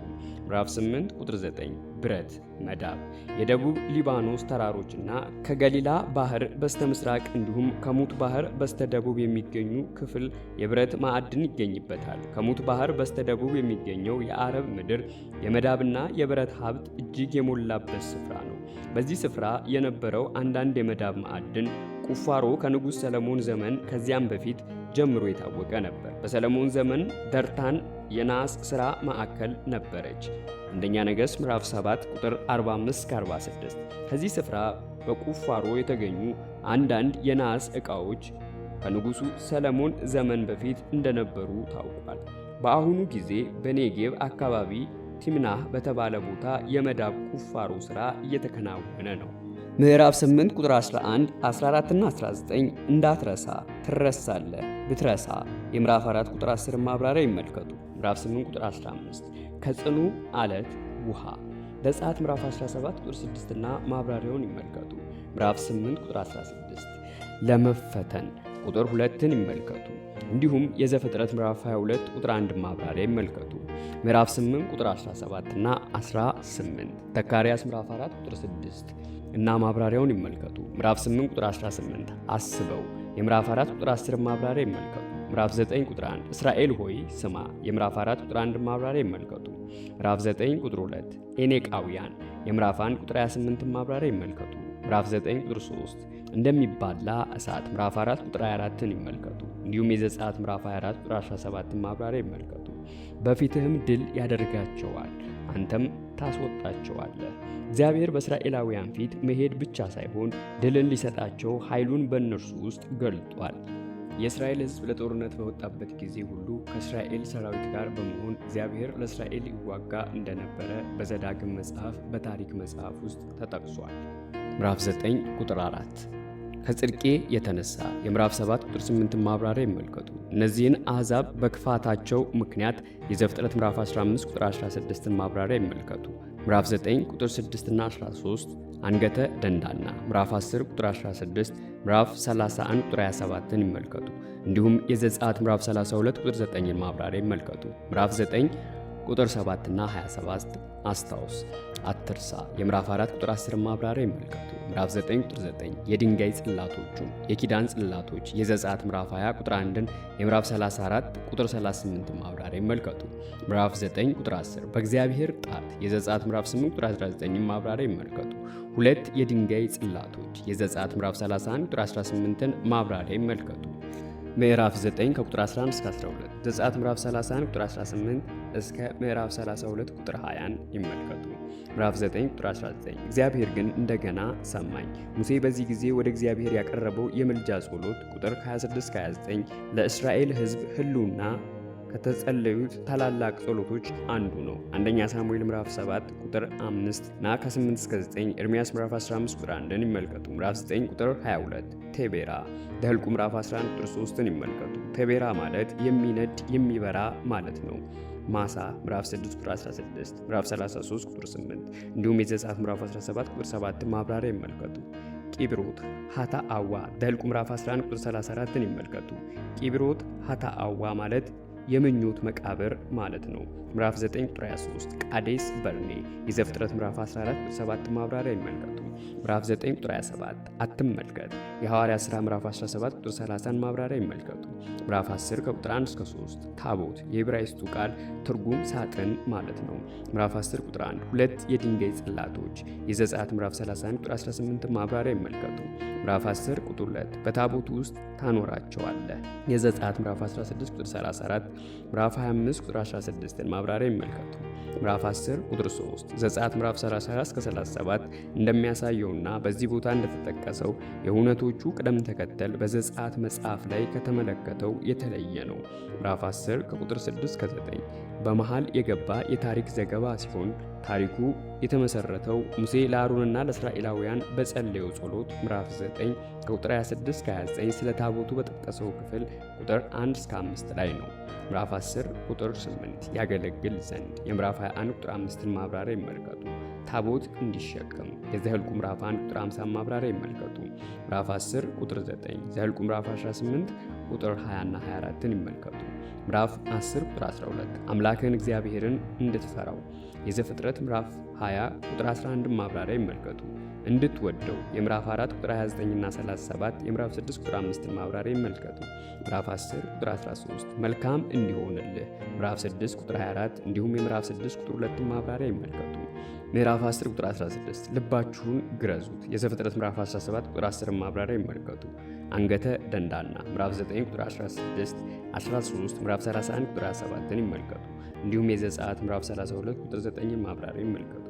ምዕራፍ 10 ቁጥር 20 ተጣበቅ ሰው ከሚስቱ ጋር እንደሚጣመር ዘፍጥረት ምዕራፍ 2 ቁጥር 24 እንዲሁም ሩት ከኑኃሚን ጋር እንደተዋደደች ማለት ነው። ሩት ምዕራፍ 1 ቁጥር 14፣ ምዕራፍ 4 ቁጥር 4፣ ምዕራፍ 11 ቁጥር 22፣ ምዕራፍ 13 ቁጥር 4፣ ምዕራፍ 30 ቁጥር 20ን ይመልከቱ። ምዕራፍ 10 ቁጥር 22 ሰባ የዘፍጥረት ምዕራፍ 46 ከቁጥር 26 እስከ 27 ማብራሪያ ይመልከቱ። እንዲሁም የዘጸአት ምዕራፍ 1 ቁጥር 5ን ይመልከቱ። እንደ ሰማይ ከዋክብት የምዕራፍ 1 ቁጥር 10 ማብራሪያ ይመልከቱ። ምዕራፍ 11 ከቁጥር 2 እስከ 7 አድማጮቹ በእግዚአብሔር የእርዳታና የማዳን ሥራ ውስጥ ተካፋይ መሆናቸውን ሙሴ በንግግሩ ሁሉ አጽንኦት ሰጥቶታል። በምዕራፍ 5 ቁጥር 3 ላይ እንደተገለጸው እግዚአብሔር ቃል ኪዳን የገባው ከአባቶቻቸው ጋር ሳይሆን ከእነርሱ ጋር ነው። በዚህ ቦታ እንደተጠቀሰውም የእግዚአብሔርን ታላላቅ ሥራዎች ያዩት ልጆቻቸው ሳይሆኑ እነርሱ ራሳቸው ናቸው። ምዕራፍ 11 ቁጥር 2 አስታውሱ የምዕራፍ 4 ቁጥር 10 ማብራሪያ ይመልከቱ። ምዕራፍ 11 ከቁጥር 8 እስከ 12 የምዕራፍ 8 ከቁጥር 7 እስከ 9 ማብራሪያ ይመልከቱ። ምዕራፍ 11 ቁጥር 9 ረጅም ዕድሜ ትኖሩ ዘንድ የምዕራፍ 6 ቁጥር 2 ማብራሪያ ይመልከቱ። ምዕራፍ 11 ቁጥር 10 በእግሬ ውሃ እንዳጠጣህበት በግብፅ ምድር የሚገኙ ተክሎች ውሃ የሚያገኙት ከአባይ ወንዝ በቦይ ተስቦ ከሚመጣ ውሃ ነው። የከነዓን ምድር ውሃ የምታገኘው ግን ከዝናብ ነው። ቁጥር 11 ምዕራፍ 11 ቁጥር 13 የምዕራፍ 4 ቁጥር 29 ማብራሪያ ይመልከቱ። ምዕራፍ 11 ቁጥር 14 የበልጉንና የክረምቱን ዝናብ በፓሌስቲና የዝናቡ ወቅት በጥቅምት ጀምሮ በሚያዝያ ያቆማል። ምዕራፍ 11 ቁጥር 17 ሰማያት ይዘጋል። በከነዓን የሚኖሩ ሰዎች እንደሚያስቡት ከሆሴዕ ምዕራፍ 2 ቁጥር 8 እስከ 17 ጋር ያነጻጽሩ። እጅግ አስፈላጊውንና ወቅቱን ጠብቆ የሚመጣውን ዝናብ ቁጥር 14ን ይመልከቱ። የሚቆጣጠረው በዓል ሳይሆን እግዚአብሔር ነው። ምዕራፍ 11 ከቁጥር 18 እስከ 20 የምዕራፍ 6 ከቁጥር 8 እስከ 9 ማብራሪያ ይመልከቱ። ምዕራፍ 11 ቁጥር 22 ትጣበቁ ዘንድ የምዕራፍ 10 ቁጥር 20 ማብራሪያ ይመልከቱ። ምዕራፍ 11 ቁጥር 24 በእግራችሁ የምትረግጡት ስፍራ ሁሉ የምዕራፍ 1 ቁጥር 7 ማብራሪያ ይመልከቱ። ምዕራፍ 11 ከቁጥር 26 እስከ 30 በገሪዛንና በጌባል ተራሮች ላይ የተነገሩት በረከቶችና መርገሞች በምዕራፍ 27 እስከ 28 ላይ በሰፊው ተዘርዝረዋል። ምዕራፍ 11 ቁጥር 28 የማታውቋቸውን ከዚህ በፊት አይታችኋቸውም ሆነ ሰግዳችሁላቸው የማታውቋቸውን ማለት ነው። ምዕራፍ 13 ቁጥር 2፣ 6 እና 13 ምዕራፍ 28 ቁጥር 64 ምዕራፍ 29 ቁጥር 26 ምዕራፍ 32 ቁጥር 17 እንዲሁም የዘጸአት ምዕራፍ 6 ቁጥር 3 ማብራሪያ ይመልከቱ። ምዕራፍ 11 ቁጥር 30 መንገድ ምናልባት በገሊላ ባህር በሙት ባህር መካከል ከዮርዳኖስ ወንዝ ጋር ተጓዳኝ ሆኖ ከሰሜን ወደ ደቡብ የተዘረጋውን መንገድ ሊሆን ይችላል። አረባ የምዕራፍ 1 ቁጥር 1ን ማብራሪያ ይመልከቱ። በዚያ ይኖሩ የነበሩ ከነዓናውያን በገሪዛንና በጌባል ተራሮች አካባቢ የነበረውን ስፍራ ተቆጣጥረውት ነበር። በምሬ ታላላቅ ዛፎች የዘፍጥረት ምዕራፍ 12 ቁጥር 6ን ማብራሪያ ይመልከቱ። ምዕራፍ 12 ቁጥር 3 መሠዊያዎቻቸውን የማምለኪያ አምዶቻቸውን የአሼራ ምስል አምዶቻቸውን የምዕራፍ 7 ቁጥር 5ን ማብራሪያ ይመልከቱ። ምዕራፍ 12 ቁጥር 4 በእነርሱ መንገድ ጣዖት የሚያመልኩበትን የአምልኮ ሥርዓትና የሚያገለግሉበትን ዕቃ ተጠቅሞ እውነተኛውን አንድ አምላክ ማምለክ ተገቢ አይደለም። ከቁጥር 29 እስከ 31 ጋር ያነጻጹ። ምዕራፍ 12 ቁጥር 5 አምላካችሁ እግዚአብሔር ለስሙ ማደሪያ የሚመርጠውን ስፍራ እስራኤላውያን በምድረ በዳ በሚጓዙበት ወቅት የእግዚአብሔር ማደሪያ በመሆን ያገለግለው የመገናኛው ድንኳን ራሱ እግዚአብሔር ሊያድርበት በመረጠው ስፍራ ከከነዓን ይተከላል። ሙሴ እስራኤላውያን የተስፋይቱን ምድር እንዲወርሱና በዚያም መኖሪያውን እንዲያደርጉ በሚያሳስባቸው ጊዜ የአምልኮ ስፍራቸውን በአንድ ማዕከላዊ ቦታ ማድረግ እንዳለባቸው አበክሮ አሳውቋቸዋል። በአንጻሩም ከነዓናውያን በርካታ የማምለኪያ ቦታ ነበራቸው።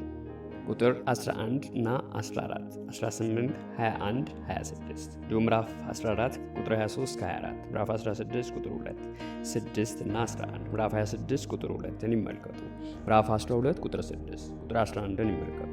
እንዲሁም የብሉይ ኪዳን መስዋዕቶች የሚለውን ሰንጠረዥ በገጽ 151 ላይ ይመልከቱ። ምዕራፍ 12 ቁጥር 8 ዛሬ እንዳደረግነው ሁሉ እስራኤላውያን በምድረ በዳ በሚንከራተቱበትና ከባላጋራዎቻቸው ጋር ፍልሚያ በሚያደርጉበት ወቅት የመስዋዕት አቀራረቡን ስርዓት በሚገባ መከተል አልቻሉም ነበር። ሙሴ ምድሪቱን በሚወርስበትና በዚያም በሚኖሩበት ወቅት እንዴት መስዋዕታቸውን ማቅረብና መኖር እንዳለባቸው መመሪያ እየሰጣቸው ነበር። ቁጥር 10 እስከ 14 እያንዳንዱን እንደሚመስለውም የመሳፍንት ምዕራፍ 17 ቁጥር 6ን ማብራሪያ ይመልከቱ። ምዕራፍ 12 ቁጥር 9 ማረፊያ ወደ ሆነው የምዕራፍ 3 ቁጥር 20 ማብራሪያ ይመልከቱ። ምዕራፍ 12 ቁጥር 11 ለስሙ ማደሪያ ለራሱ ማደሪያ ከሚለው ጋር ይመሳሰላል። የዘጸአት ምዕራፍ 3 ከቁጥር 13 እስከ 15 ማብራሪያ ይመልከቱ። ምዕራፍ 12 ቁጥር 12 ርስት የሌላቸው ሌዋውያን ምዕራፍ 10 ቁጥር 9 ዘኍልቍ ምዕራፍ 18 ቁጥር 20 እና 24ን ይመልከቱ። በእግዚአብሔር ፊት ሐሴት አደረጉ። ዕብራውያን በተስፋይቱ ምድር ተደላድለው በሚኖሩበት ወቅት በእግዚአብሔር በረከት ላይ የተመሰረተ ደስታ የዕለት ተዕለት ኑሯቸውና አምልኳቸው አንዱና ትልቁ ገጽታ ነው። ቁጥር 7 ምዕራፍ 7 ቁጥር 18 ምዕራፍ 12 ቁጥር 13 በፈለግኸው ስፍራ ሁሉ እንድታቀርብ መስዋዕቶችና ስጦታዎች ሁሉ ለእግዚአብሔር መቅረብ ያለባቸው የአምልኮ ማዕከል በሆነው በማደሪያው ድንኳን እንጂ በተለያዩ የከነዓናውያን የበዓል አምልኮ ስፍራዎች አይደለም። ምዕራፍ 12 ቁጥር 16 እና 24 ደሙን አትብላው። የዘፍጥረት ምዕራፍ 9 ቁጥር 4 እና የዘሌዋውያን ምዕራፍ 17 ቁጥር 11 ማብራሪያ ይመልከቱ። ምዕራፍ 12 ቁጥር 31 ወንዶችና ሴቶች ልጆቻቸውን መስዋዕት አድርገው ያቃጥላሉ። ምዕራፍ 18 ቁጥር 10ን ይመልከቱ። እንዲሁም የዘሌዋውያን ምዕራፍ 12 ቁጥር 21 ማብራሪያ ይመልከቱ። ምዕራፍ 12 ቁጥር 32 አትጨምርበትም አትቀንስለትም። የምዕራፍ 4 ቁጥር 2 ማብራሪያ ይመልከቱ። ምዕራፍ 13 ከቁጥር 1 እስከ 5 የአንድ ትንቢት እውነተኛነት የሚረጋገጠውና የሚታወቀው ትንቢቱ እንደተነገረው ሲፈጸም ነው። ምዕራፍ 18 ከቁጥር 21 እስከ 22 ሆኖም በዚህ ቦታ የተሰጠው መመሪያ በልዩ ችሎታ መጪውን ዘመን ከወዲሁ ከሚተነብዩና በአጋጣሚ ከሚፈጽም የሐሰተኞች ነቢያት ትንቢት እንድንጠበቅ የሚያሳስብ ነው። ምዕራፍ 13 ቁጥር 3 በፍጹም ልባችሁ። የምዕራፍ 4 ቁጥር 29 ማብራሪያ ይመልከቱ። ሊፈትናችሁ የዘፍጥረት ምዕራፍ 22 ቁጥር 1 ማብራሪያ ይመልከቱ። ምዕራፍ 13 ቁጥር 4 ተጣበቁ። የምዕራፍ 10 ቁጥር 2 ማብራሪያ ይመልከቱ። ምዕራፍ 13 ቁጥር 5 ነቢይ ይገደል። የምዕራፍ 18 ቁጥር 20 ኤርምያስ ምዕራፍ 28 ቁጥር 15-17 ይመልከቱ። ክፉውን ከመካከልህ አስወግድ። ይህም ትእዛዝ ምዕራፍ 17 ቁጥር 7፣ ምዕራፍ 19 ቁጥር 19፣ ምዕራፍ 21 ቁጥር 21፣ ምዕራፍ 22 ቁጥር 21 እና 24፣ ምዕራፍ 24 ቁጥር 7 ላይ ተደጋግሞ ተጠቅሷል። ሐሳቡም በአንደኛ ቆሮንቶስ ምዕራፍ 5 ቁጥር 13 ላይ ይገኛል። ይህ መመሪያ የተሰጠበት ዋና ዓላማ ክፉ አድራጊዎችና ክፉን ለማስወገድ ነው። ምዕራፍ 13 ቁጥር 13 ክፉ ሰዎች። አንደኛ ሳሙኤል ምዕራፍ 1 ቁጥር 16፣ ምዕራፍ 2 ቁጥር 12፣ ምዕራፍ 25 ቁጥር 17ን ይመልከቱ። በዚህ ቦታ የምናገኘው የዕብራይስጥ ቃል በሌሎች ቦታዎችም ላይ ለምሳሌ በአንደኛ ሳሙኤል ምዕራፍ 10 ቁጥር 27፣ ምዕራፍ 30 ቁጥር 22፣ አንደኛ ነገሥት ምዕራፍ 21 ቁጥር 10 እና 13፣ ምሳሌ ምዕራፍ 6 ቁጥር 12 ላይ ገብቶ ይገኛል። ከጊዜ በኋላ ይህ ቃል በዕብራይስጥ ቤሊያል የክፋትና የአመፅ ባለቤት ለሆነው ለሰይጣን ተሰጥቷል። ሁለተኛ ቆሮንቶስ ምዕራፍ 6 ቁጥር 15፣ ምዕራፍ 13 ቁጥር 15 ፈጽሞ ደምስሳት። የምዕራፍ 2 ቁጥር 34 ማብራሪያ ይመልከቱ። ምዕራፍ 14 ቁጥር 1 ሰውነታችሁን አትቦጭቁ። ይህንን ማድረግ በአረማውያን ሃይማኖት የተለመደ ነው። አንደኛ ነገሥት ምዕራፍ 18 ቁጥር 28ን ይመልከቱ። ከግንባራችሁ በላይ ያለውን ጠጉር አትላጩ። በሐዘን ጊዜ ከፊት ለፊት ያለውን ጠጉር መላጨት በከነዓን የተለመደ ነበር። ምዕራፍ 14 ቁጥር 2 እና 21 ለአምላክህ ለእግዚአብሔር ቅዱስ። የዘሌዋውያን ምዕራፍ 11 ቁጥር 44 ማብራሪያ ይመልከቱ። ንጹሕና ንጹሕ ያልሆኑ ምግቦችን በተመለከተ የተሰጠው ሕግ እግዚአብሔር አጸያፊና ርኩስ ናቸው ብሎ ከለያቸው ነገሮች እስራኤላውያን ለመለየት ታስቦ ነው። ምዕራፍ 14 ቁጥር 2 የተለየ ሕዝብ። የዘጸአት ምዕራፍ 19 ቁጥር 5 ማብራሪያ ይመልከቱ። ምዕራፍ 14 ቁጥር 3-21 ንጹሕና ንጹሕ ያልሆኑ ምግቦችን አስመልክቶ በዘሌዋውያን ምዕራፍ 11 ላይ በሰፊው ተገልጿል። በዚያም ያለውን ማብራሪያ ይመልከቱ። ምዕራፍ 14 ቁጥር 21 የሞተ ሁሉ አትብላ። ደም መብላት የተከለከለው የሞተ ከብት ደም ተሟጦ ከእንስሳው ስለማይወጣ ነው። የምዕራፍ 12 ቁጥር 16 እና 24ን እንዲሁም የዘፍጥረት ምዕራፍ 9 ቁጥር 4ን የዘሌዋውያን ምዕራፍ 17 ቁጥር 11ን ማብራሪያ ይመልከቱ። የፍየልን ግልገል በእናት ወተት አትቀቅል። የዘጸአት ምዕራፍ 23 ቁጥር 19 ማብራሪያ ይመልከቱ። ምዕራፍ 14 ከቁጥር 22 እስከ 29፣ ዘኍልቍ ምዕራፍ 18 ከቁጥር 21 እስከ 29 ይመልከቱ። ሁለቱ ክፍሎች አንድ ላይ ሲታዩ ከዚህ የሚከተለውን ያመለክታሉ። አንደኛ እስራኤላውያን ሁሉ በየዓመቱ ከሚያመርቱት ሰብል 1/10ኛውን ተወስዶ የእግዚአብሔር ማደሪያ በሚገኝበት ማዕከላዊ ስፍራ ሌዋውያን ይከፍላሉ። ሁለተኛ በዚያን ጊዜ በመጀመሪያው ክብረ በዓል እስራኤላውያን ሁሉ ከሥርዓቱ የተወሰነውን ወስደው ይመገባሉ። ሦስተኛ የቀረው ትልቅ ድርሻ ሌዋውያን ይሆናል። አራተኛ በየ3 ዓመቱ በየከተሞቹ አስራት ተሰብስቦ ይከማቻል። ከዚያም ለሌዋውያንና ለችግረኛ ማለትም ለመጻተኛ፣ ለድሃ አደጎችና ለመበልቶች ይከፋፈላል። ምዕራፍ 26 ቁጥር 12ን ይመልከቱ። አምስተኛ ሌዋውያን በበኩላቸው ከሚያገኙት አስራት 1/10ኛውን ለእግዚአብሔር ይሰጣሉ። የዘሌዋውያን ምዕራፍ 27 ቁጥር 30 ማብራሪያ ይመልከቱ። ምዕራፍ 14 ቁጥር 22 ከ10 አንዱን እጅ ለይተህ ማስቀመጥ። የዘፍጥረት ምዕራፍ 14 ቁጥር 20፣ ምዕራፍ 28 ቁጥር 22ን ማብራሪያ ይመልከቱ። ምዕራፍ 14 ቁጥር 23 ስሙ እንዲጠራበት በሚመርጠው ስፍራ። የምዕራፍ 12 ቁጥር 5ን ማብራሪያ ይመልከቱ። ምዕራፍ 14 ቁጥር 25 ብር። በዚያን ዘመን የመገበያያው ገንዘብ እንዲህ እንደ አሁኑ ዘመን ሳንቲም ሳይሆን የተለያየ ክብደት ያለው ቁርጥራጭ ጥሬ ብር ነበር። የዘፍጥረት ምዕራፍ 20 ቁጥር 16ን ማብራሪያ ይመልከቱ። ምዕራፍ 15 ቁጥር 1 በየ7 ዓመት ዘጸአት ምዕራፍ 23 ቁጥር 10 እስከ 11፣ ለሌዋውያን ምዕራፍ 25 ከቁጥር 1 እስከ 7ን ይመልከቱ። ምዕራፍ 15 ቁጥር 3 ለሌላ አገር ሰው ያበደርኸውን መጠየቅ። በሰባተኛውም ዓመት የእርሻ ቦታዎች አሳራፊ የሚለው ትእዛዝ የመጠበቅ ግዴታ ስለሌለበት አንድ የውጭ አገር ሰው ያለበትን ዕዳ እንዲከፍል ቢጠየቅ ዕዳውን የመክፈል አቅም ሊኖረው ይችላል። ምዕራፍ 15 ቁጥር 4 በመካከልህ ድሃ አይኖርም። በመካከላቸው ድሃ የማይኖረው እግዚአብሔር እርሱን ለሚታዘዙ ሁሉ በረከቱን ስለሚሰጥና ቁጥር 4 እስከ 6 በሰባተኛው ዓመት ድሆች ሁሉ ነፃ ስለሚወጡ ነው። ቁጥር 7 እስከ 11 ይህ ዕዳ የሚተውበት ዓመት። ቁጥር 9 የኑሮ ችግር ለገጠማቸው እስራኤላውያን ከዕዳ ነፃ የመሆን ዕድል የሚሰጣቸው ሲሆን አልፎ ተርፎም በማህበረሰቡ ውስጥ የሀብት መበላለጥ እንዳይኖር ያደርጋል። የኢዮቤልዩ ዓመት የሚያስገኘውንም ጥቅም ከዚህ ጋር ያነጻጽሩ። በሌዋውያን ምዕራፍ 25 ከቁጥር 8 እስከ 38፣ ምዕራፍ 15 ቁጥር 6 ታበድራለህ። እስራኤላውያን የእግዚአብሔርን ትእዛዝ ካልጠበቁ ማበደር ቀርቶ የሚበደሩ ይሆናሉ። ምዕራፍ 28 ከቁጥር 43 እስከ 44ን ይመልከቱ። ምዕራፍ 15 ቁጥር 11 ድሆች ምን ጊዜም አይጠፉም። ኢየሱስ በማቴዎስ ምዕራፍ 26 ቁጥር 11 ላይ የተናገረውን ይመልከቱ። መልካም ሕግ አላቸው በሚባሉ ህብረተሰቦች ውስጥ እንኳ የኑሮ ዋስትና ለመኖርና የገቢ ሁኔታ ለመመጣጠን በህብረተሰቡ ውስጥ ድሆች እንዲኖሩ ያደርጋል። እንዲህም ባለው ጊዜ ለድሆችና ለችግረኞች የልግስናን የርኅራኄን እጅ እንድትዘረጋ ጌታ አዟል። ምዕራፍ 15 ቁጥር 15 አስታውስ። የምዕራፍ 4 ቁጥር 10 ማብራሪያ ይመልከቱ። ምዕራፍ 15 ቁጥር 16 አንተንና ከመውደዱ በዘጸአት ምዕራፍ 21 ከቁጥር 5 እስከ 6 ላይ አገልጋዩ መሄድ ካልፈለገ ከቤተሰቡ ጋር መኖር ይችላል የሚል ተጨማሪ ምክንያት ተሰጥቷል። ምዕራፍ 15 ቁጥር 17 ጆሮውን በወስፌ ትበሰዋለህ። የዘጸአት ምዕራፍ 21 ቁጥር 6 ማብራሪያ ይመልከቱ። ምዕራፍ 15 ቁጥር 18 እጥፍ አንድ ዕብራዊ አገልጋይ የሐሙራቢ ሕግ ከዕዳ ነፃ ለመውጣት ከሚጠይቀው በላይ እጥፍ ዓመታትን እንዲያገለግል ይጠበቅበታል። 6 ዓመት በሚለው ፈንታ የሐሙራቢ ሕግ 3 ዓመት ይላል። ሌሎች ጥንታዊ የሕግ ሰነዶች እጥፍ በሚለው ቃል ፈንታ አቻ ወይም እኩል ይላሉ። ምዕራፍ 15 ቁጥር 19 ተባዕት በኩር ሁሉ ቀድስ። ወንድ የሆነ በኩር ሁሉ ለእግዚአብሔር የተለየ እንዲሆን የተደረገው እግዚአብሔር መቅሰፍቱን በግብፃውያን ላይ ባወረደ ጊዜ ሕዝቡን ከዚህ መቅሰፍት ስላዳነ ነው። ዘጸአት ምዕራፍ 12 ቁጥር 12 እና 29፣ ምዕራፍ 13 ቁጥር 2 እና ማብራሪያውን እንዲሁም ምዕራፍ 13 ቁጥር 15ን ይመልከቱ። ምዕራፍ 15 ቁጥር 21 አንድ እንስሳ እንከን ካለበት አትሰዋው። የዘሌዋውያን ምዕራፍ 1 ቁጥር 3 ማብራሪያ ይመልከቱ። ምዕራፍ 15 ቁጥር 23፣ ምዕራፍ 12 ቁጥር 16 እና 24 እንዲሁም የዘፍጥረት ምዕራፍ 9 ቁጥር 4፣ የዘሌዋውያን ምዕራፍ 17 ቁጥር 11 ማብራሪያ ይመልከቱ። ምዕራፍ 16 ከቁጥር 1 እስከ 17 በገጽ 178 ላይ የብሉይ ኪዳን በዓላትና ሌሎች የተቀደሱ ቀናት የሚለውን ሰንጠረዥ ይመልከቱ።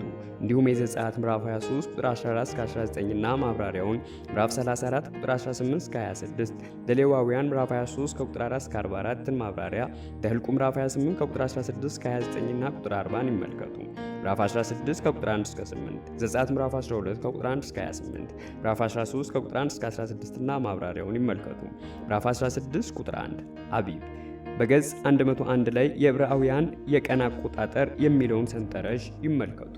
ምዕራፍ 16 ቁጥር 3 እና 12 ታስብ ዘንድ የምዕራፍ 4 ቁጥር 10 ማብራሪያ ይመልከቱ። ምዕራፍ 16 ቁጥር 6 ዓመታዊ መታሰቢያ ከዚህ ቀደም ሲል ያሉት ሐረጎች እንደሚያመለክቱት የቀኑን ጊዜ ወይም ከግብፅ ለቀው የወጡበት ዕለት ሊያመለክት ይችላል። ምዕራፍ 16 ቁጥር 7 ወደ ድንኳንህ በዓሉን ካከበራችሁ በኋላ ወዳረፋችሁበት ቤት ተመለሱ ማለት ነው።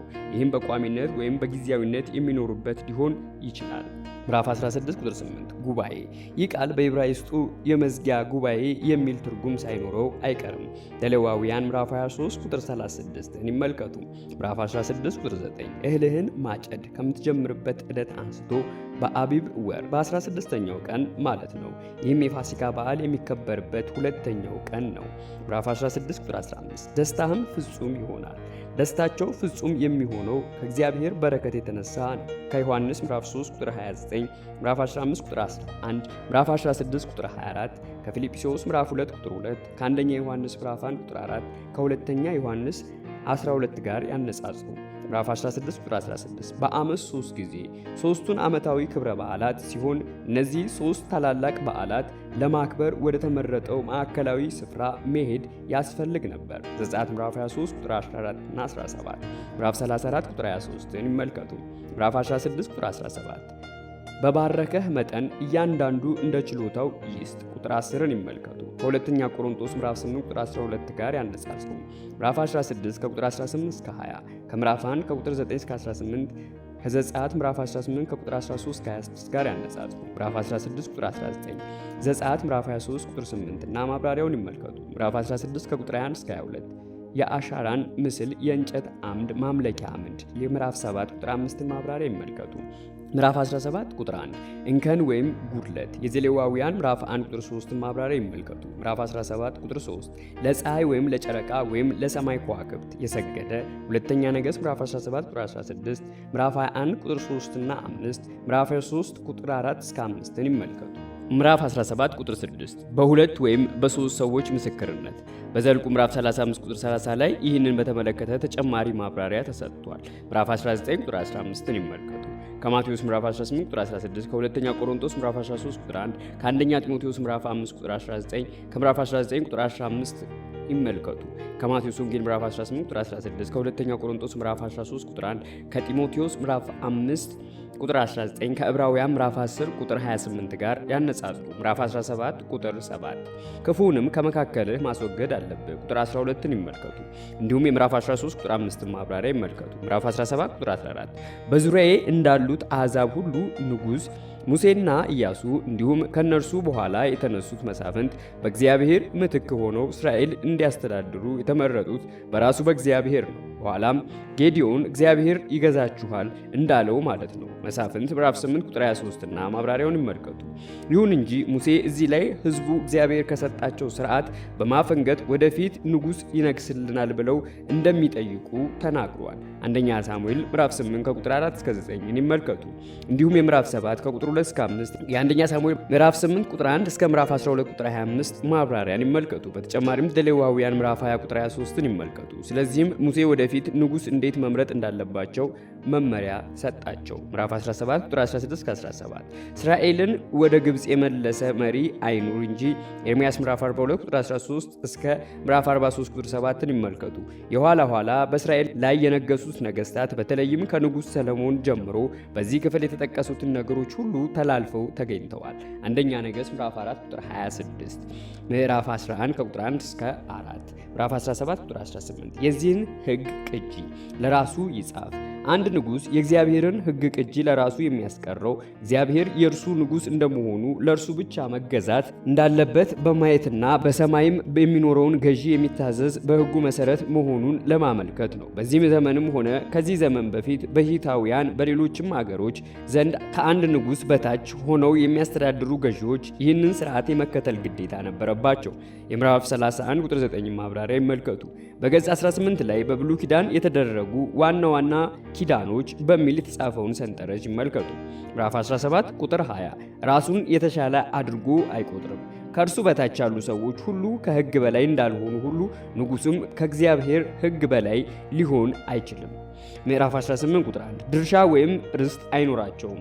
የግል መሬት ይዞታ እንዲኖራቸው አልተፈቀደላቸውም።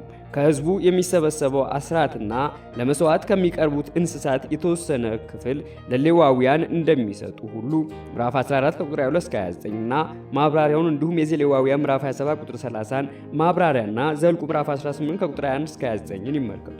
ከተሞችና በአካባቢያቸው የሚገኙ የግጦሽ ቦታዎችም ለሌዋውያን ተለይተው ኢያሱ ምዕራፍ 21 ከቁጥር 41 እስከ 42፣ ምዕራፍ 18 ቁጥር 4 በኩራት ዘጸአት ምዕራፍ 23 ቁጥር 19 እና ማብራሪያውን ምዕራፍ 34 ቁጥር 26፣ ዘሌዋውያን ምዕራፍ 23 ከቁጥር 10 እስከ 11፣ ዘኍልቍ ምዕራፍ 15 ከቁጥር 18 እስከ 20፣ ምዕራፍ 18 ከቁጥር 12 እስከ 13ን ይመልከቱ። ምዕራፍ 18 ቁጥር 5 የምዕራፍ 21 ቁጥር 5ን ማብራሪያ ይመልከቱ። ምዕራፍ 18 ቁጥር 9 አሕዛብ የሚፈጽሙት አጸያፊ መንገድ። ከዚህ ቀጥሎ የሚገኘው የአስማተኝነትና የመናፍስት ጠሪነትን ተግባር አስመልክቶ በብሉይ ኪዳን ከተሰጠው ዝርዝር ሁሉ እጅግ የተሟላ ዝርዝር ነው። በዚህ ክፍል የተጠቀሱት ሁሉ በከነዓን ምድር የሚገኙ አጉል ልማዶች ሲሆኑ ሁሉም በእግዚአብሔር ተወግዘዋል፣ ተከልክለዋል። የእግዚአብሔር ሕዝብ መረጃን፣ ምሪትንና አራይን ፍለጋ ወደዚህ ሰዎች መሄድ የለበትም። ከዚህ ይልቅ ግን የእግዚአብሔር እውነተኛ ነቢይ የሚያመጡለትን መልእክት ማድመጥ ይገባዋል። ቁጥር 14 እስከ 22ን ይመልከቱ። ምዕራፍ 19 ቁጥር 14 የድንበር ምልክት በዚያን ዘመን የድንበር ምልክት የሚደረገው በድንጋይ ሲሆን ምልክቶቹ የእርሻ ቦታና የመሬት ይዞታ ክልል ከየት እስከ የት እንደሆነ ያስታውቃሉ። የግል ይዞታን ለማስፋት የድንበር ምልክቶቹን ከቦታቸው ነቅሎ በሌላ ቦታ መትከል ትልቅ ወንጀል ነው። ምዕራፍ 19 ቁጥር 15 የምዕራፍ 17 ቁጥር 6 ማብራሪያ ይመልከቱ። ምዕራፍ 19 ቁጥር 18 በሐሰት የመሰከረ የምዕራፍ 5 ቁጥር 20 ዘሌዋውያን ምዕራፍ 19 ቁጥር 11 እስከ 13 አንደኛ ነገሥት ምዕራፍ 21 ቁጥር 10 እና 13ን ይመልከቱ። ምዕራፍ 19 ቁጥር 19 ክፉን ከመካከልህ አስወግድ የምዕራፍ 13 ቁጥር 5 ማብራሪያ ይመልከቱ። ምዕራፍ 19 ቁጥር 21 ሕይወት በሕይወት የዘጸአት ምዕራፍ 21 ከቁጥር 24 እስከ 25 ዘሌዋውያን ምዕራፍ 24 ቁጥር 20 እንዲሁም የማቴዎስ ወንጌል ምዕራፍ 5 ከቁጥር 38 እስከ 42ን ይመልከቱ። ምዕራፍ 20 ቁጥር 2 ካህኑ ይናገር ሥርዓቱን እየመላለሱ መናገር ማለት አይደለም። አንዳንድ ጊዜ ካህናት ሰራዊቱ ለጦርነት ሲወጣ አጅበው ይወጡ ነበር። ለምሳሌ ኢያሱ ምዕራፍ 6 ከቁጥር 4 እስከ 21፣ ሁለተኛ ዜና ምዕራፍ 20 ከቁጥር 14 እስከ 22ን ይመልከቱ። ምዕራፍ 20 ቁጥር 3 እስራኤል ሆይ ስማ የምዕራፍ 4 ቁጥር 1 ማብራሪያ ይመልከቱ። ምዕራፍ 20 ቁጥር 4 የምዕራፍ 3 ቁጥር 22 ማብራሪያ ይመልከቱ። ምዕራፍ 20 ከቁጥር 5 እስከ 8 ወደ ቤቱ ተመልሶ ይሂድ። በምዕራፍ 28 ቁጥር 30 ላይ የተጠቀሰውን እርግማን ይመልከቱ። እስራኤል መታመን ያለበት በሰራዊቱ ብዛት ሳይሆን በእግዚአብሔር ነው። ስለዚህም ከውትድርና ተግባር ነፃ የሚሆኑ ሰዎች ቁጥር አንዳንድ ጊዜ ብዙ ነበር። ለምሳሌ መሳፍንት ምዕራፍ 7 ከቁጥር 2 እስከ 8፣ ምዕራፍ 20 ከቁጥር 10 እስከ 15። ይህ ክፍል በተስፋይቱ ምድር ዙሪያ ከሚኖሩ ሕዝቦች ጋር ስለሚደረገው ጦርነት መመሪያ ይሰጣል። ምዕራፍ 20 ቁጥር 11 ገባርህ ይሁን የኖህ እርግማን በልጁ በከነዓን ላይ መድረሱን ያሳያል። የዘፍጥረት ምዕራፍ 9 ቁጥር 25 እና ማብራሪያውን ይመልከቱ። ምዕራፍ 20 ቁጥር 17 ቄጣውያን ኢያቡሳውያን ምዕራፍ 7 ቁጥር 1ን ይመልከቱ። እንዲሁም የዘፍጥረት ምዕራፍ 10 ቁጥር 6 እንዲሁም ከ15 እስከ 18 የምዕራፍ 13 ቁጥር 7 ማብራሪያ ይመልከቱ። ምዕራፍ 20 ቁጥር 19 ዛፎቹን አታጥፋ። ከጊዜ በኋላ የተነሱ ጦረኞች ይህንን መልካም ሕግ ባለመከተላቸው አብዛኛውን ፖለቲካን ምድረ በረሃ ሊሆን ችሏል። በአሁኑ ጊዜ በዚህ ምድር ዛፍ የማይገኝ በአብዛኛው ከቅርብ ጊዜ ወዲህ በተፈጠረ ሁኔታ ነው። ምዕራፍ 21 ቁጥር 5 እንዲያገለግሉ እግዚአብሔር በሚያመልክበት ስፍራ ሕዝቡ ወክለው በእግዚአብሔር ፊት እንዲቆሙ ማለት ነው። ምዕራፍ 10 ቁጥር 8 ምዕራፍ 18 ቁጥር 5ን ይመልከቱ። እንዲባርኩ ዘኍልቍ ምዕራፍ 6 ከቁጥር 22 እስከ 27ን ይመልከቱ። ምዕራፍ 21 ቁጥር 6 እጃቸውን ይታጠቡ ከበደል ንጹህ መሆንን የሚያመለክት ምሳሌያዊ አደራረግ ነው። ቁጥር 7 የማቴዎስ ወንጌል ምዕራፍ 27 ቁጥር 24ን ይመልከቱ። ምዕራፍ 21 ቁጥር 10 ከጠላቶችህ ጋር ጦርነት ልትገጥም። እዚህ ላይ የተጠቀሱት በከነዓን ምድር ዙሪያ የሚኖሩ ጠላቶች ናቸው። በምዕራፍ 20 ቁጥር 14 እስከ 15ን ይመልከቱ። በቁጥር 11 ላይ የተጠቀሰችውን አይነት ሴት ተማርካ ትወሰዳለች እንጂ ፈጽሞ አትጠፋም። ምዕራፍ 21 ቁጥር 12 ጠጉሯ ትላጭ የቀድሞ ሕይወትን ትታ አዲስ ሕይወት መጀመሯን የሚያመለክት ወይም ደግሞ የሐዘን ምልክት። ቁጥር 13 ለምሳሌ ኤርምያስ ምዕራፍ 47 ቁጥር 5፣ ሚልኪያስ ምዕራፍ 1 ቁጥር 16ን ይመልከቱ። ወይም የመዋረድ ምልክት የኢሳይያስ ምዕራፍ 7 ቁጥር 20 ማብራሪያ ይመልከቱ ሊሆን ይችላል። ለመንጻት ስርዓትም ጠጉር መላጨት የተለመደ ነበር። ዘሌዋውያን ምዕራፍ 14 ቁጥር 8፣ ዘኍልቍ ምዕራፍ 8 ቁጥር 7ን ይመልከቱ። ከሁለተኛ ሳሙኤል ምዕራፍ 19 ቁጥር 24 ጋር ያነጻጽሩ። ምዕራፍ 21 ቁጥር 14 ውርደት ላይ ጥላሃታልና። ይህን ሐሳብ ለመግለጽ በዚህ ስፍራ ከተጠቀሰው ሌላ 12 ጊዜ ገብቶ የሚገኘው የዕብራይስጡ ቃል ወንዶች ሴቶችን አስገድደው እንደሚደፍሩ የሚያመለክት ነው። ምዕራፍ 22 ቁጥር 24 እና 29፣ ዘፍጥረት ምዕራፍ 34 ቁጥር 2፣ መሳፍንት ምዕራፍ 19 ቁጥር 24፣ ምዕራፍ 20 ቁጥር 5፣ ሁለተኛ ሳሙኤል ምዕራፍ 13 ቁጥር 12 እና 14፣ 22 እና 32፣ ሰቆቃወ ኤርምያስ ምዕራፍ 5 ቁጥር 11፣ ሕዝቅኤል ምዕራፍ 22 ቁጥር 10 እስከ 11፣ ምዕራፍ 21 ቁጥር 15፣ ሁለት ሚስቶች፣ የዘፍጥረት ምዕራፍ 4 ቁጥር 19፣ ምዕራፍ 25 ቁጥር 6 ማብራሪያ ይመልከቱ። ምዕራፍ 21 ቁጥር 16 በአድሎ ውርስ ይሰጥ የነበረው በልደት ቅደም ተከተል መሰረት እንጂ በወላጆች አድሎ አይደለም። ሆኖም ይህ ሕግ በመለኮት ፍቃድ አንዳንድ ጊዜ ተጥሶ ይገኛል። ለምሳሌ ያዕቆብ ወይም ሰለሞን ምዕራፍ 21 ቁጥር 17 ሁለት እጅ ድርሻቸውን። በእስራኤል አገር የበኩር ልጅ ከውርሱ ሁለት እጁን የመውሰድ መብት አለው። ከእንዲህ ያለው ባህል ጋር ተመሳሳይ የሆኑ ልማዶች በእነዚሁ በጥንታዊ ባቢሎናውያን ዘመን በነርሳ እንዲሁም በመካከለኛው የአሴራውያን ዘመን በአሶር ነበሩ። በጥንት ሕዝቦች ዘንድ ይህ አይነቱ ልማድ የሕዝቡ መታወቂያ ነበር። ከውርሱ ሁለት እጁን መውሰድ ማለት ደግሞ ሕጋዊ ተተኪ መሆን ማለት ነው። ስለዚህም ኤልሳ በኤልያስ ቦታ ተተካ። ሁለተኛ ነገሥት ምዕራፍ 2 ቁጥር 9 የአባቱ ኃይል መጀመሪያ ነውና የአንድ ሰው ዘር የመተካት ችሎታው የመጀመሪያው ውጤት ነው። ምዕራፍ 21 ቁጥር 8 የአባቱን ወይም የእናቱን ትእዛዝ የማይሰማ እልከኛና አመፀኛ ከ10ቱ ትእዛዛት መካከል አምስተኛውን ትእዛዝ በግልጽ የሚጻረር እኩይ ተግባር ነው። ምዕራፍ 5 ቁጥር 16 ዘጸአት ምዕራፍ 20 ቁጥር 12 እና ማብራሪያውን ይመልከቱ። ምዕራፍ 21 ቁጥር 21 በድንጋይ ይውገሩት። የምዕራፍ 5 ቁጥር 16፣ ምዕራፍ 27 ቁጥር 16፣ ዘጸአት ምዕራፍ 21 ቁጥር 15 እና 17ን ይመልከቱ። ክፉንም ከመካከልህ አስወግድ። የምዕራፍ 13 ቁጥር 5 ማብራሪያ ይመልከቱ። ምዕራፍ 21 ቁጥር 22 ቢገድልና በድኑ በእንጨት ላይ ቢሰቀል በደል ፈጽሞ የተገኘ ሰው በመጀመሪያ ከተገደለ በኋላ እንጨት ላይ ይሰቀላል። ዘፍጥረት ምዕራፍ 40 ቁጥር 19ን ይመልከቱ። ወይም ይህንን ለመግለጽ የገባው የዕብራይስጡ ሐረግ በግልጽ እንደሚያስረዳው በሹል ምሰሶ ላይ ይሰካል። የዘፍጥረት ምዕራፍ 40 ቁጥር 19ን የአስቴር ምዕራፍ 2 ቁጥር 23 ማብራሪያ ይመልከቱ። ምዕራፍ 21 ቁጥር 23 በድኑን በእንጨት ላይ እንድትሰቅል አታሳድረው። በድኑ ለረጅም ጊዜ እንዲታይ ማድረግ ለወንጀሉም ሆነ ለወንጀለኛው ከሚገባው በላይ ትኩረት እንዲሰጥ ያደርጋል። በእግዚአብሔር ዘንድ የተረገመ የእግዚአብሔር ነፍስ መግደልን በፍጹም ይቃወማል። በእንጨት ላይ መስቀል የእግዚአብሔርን ፍርድ በእርሱም መተውን ያመለክታል። ክርስቶስ የኃጢአታችን ሁሉ ቅጣት ተቀበለ፣ ስለዚህም በእኛ ምትክ ርግማን ሆነ። ገላትያ ምዕራፍ 3 ቁጥር 13፣ ምዕራፍ 22 ቁጥር 1 ዝም ብለህ አትለፈው ቁጥር 3 እስከ 4ን ይመልከቱ። በመጽሐፍ ቅዱስ ውስጥ የምናገኛቸው ሕግጋት የተሰጡት እኩይ ባህሪና ተግባርን ለመቅጣት ብቻ ሳይሆን አንድ ሰው ለሌላው ሰውና ንብረት ጥንቃቄ እንዲያደርግ ጭምር ነው። በገጽ 273 ላይ በኪዳኑ ውስጥ ለሚገኙ ዋና ዋና ማህበራዊ ጉዳዮች የሚደረግ ጥንቃቄ በሚል የተጻፈው ሰንጠረዥን ይመልከቱ። ምዕራፍ 22 ቁጥር 5 ይህ ሕግ የወጣው ምናልባትም በሃይማኖት ስምና ሽፋን የተቃረኑ ጾታ ለበስ በመልበስ የግብረ ሥጋ ፍላጎት ለማካተት የሚደረገውን ስውር ስሜት ወይም የግብረ ሰዶማውያንን ተግባር ለመከላከል ነው። እግዚአብሔር በወንድና በሴት መካከል እንዲኖር ያደረገው ልዩነት እንደሌለ መቁጠር ተገቢ አይደለም። ዘሌዋውያን ምዕራፍ 18 ቁጥር 22፣ ምዕራፍ 20 ቁጥር 13ን ይመልከቱ። ምዕራፍ 22 ቁጥር 14 ድንግልናዋን አላገኘሁም። ለድንግልናዋ ማስረጃ የሚሆን ደም የነካው ልብስ ወይም ጨርቅ ማለት ነው። ቁጥር 15 እንዲሁም 17 እና 20ን ይመልከቱ። ምዕራፍ 22 ቁጥር 15 በከተማይቱ በር ወዳሉት አለቆች። ምዕራፍ 25 ቁጥር 7ን ይመልከቱ። እንዲሁም የዘፍጥረት ምዕራፍ 19 ቁጥር 1ን የሩት ምዕራፍ 4 ቁጥር 1 ማብራሪያ ይመልከቱ። ምዕራፍ 22 ቁጥር 19 100 ስቅል ብር። ይህን ያህል ቅጣት መክፈል ከባድ ነው። ሆሴ ሚስቱን ጎሜርን ለመግዛት ካወጣው ሆሴ ምዕራፍ 3 ቁጥር 2 ወይም ኤርሚያስ በአናቶት ያለውን እርሻ ለመግዛት ካወጣው ገንዘብ በብዙ እጥፍ ይበልጣል። ኤርሚያስ ምዕራፍ 32 ቁጥር 9 ይህም ለአንዲት ልጃገረድ ማጫ ከሚከፈለው አማካይ ገንዘብ በሁለት እጥፍ ከፍ ያለ ነው። የቁጥር 29ን ማብራሪያ ይመልከቱ። ይህ ከፍተኛ ቅጣትና ፍቺን የሚከለክለው ሕግ የወጣው ባል ሚስቱን በሆነ ባልሆነው እንዳይከስና ድንገት ብድግ ብሎ እንዳይፈታ ለመከላከል ነው። ምዕራፍ 22 ቁጥር 21 እና 24 ክፉን ከመካከልህ ማስወገድ አለብህ ቁጥር 22 እንዲሁም የምዕራፍ 13 ቁጥር 5 ማብራሪያ ይመልከቱ። ምዕራፍ 22 ቁጥር 22 ዘሌዋውያን ምዕራፍ 20 ቁጥር 10ን ይመልከቱ።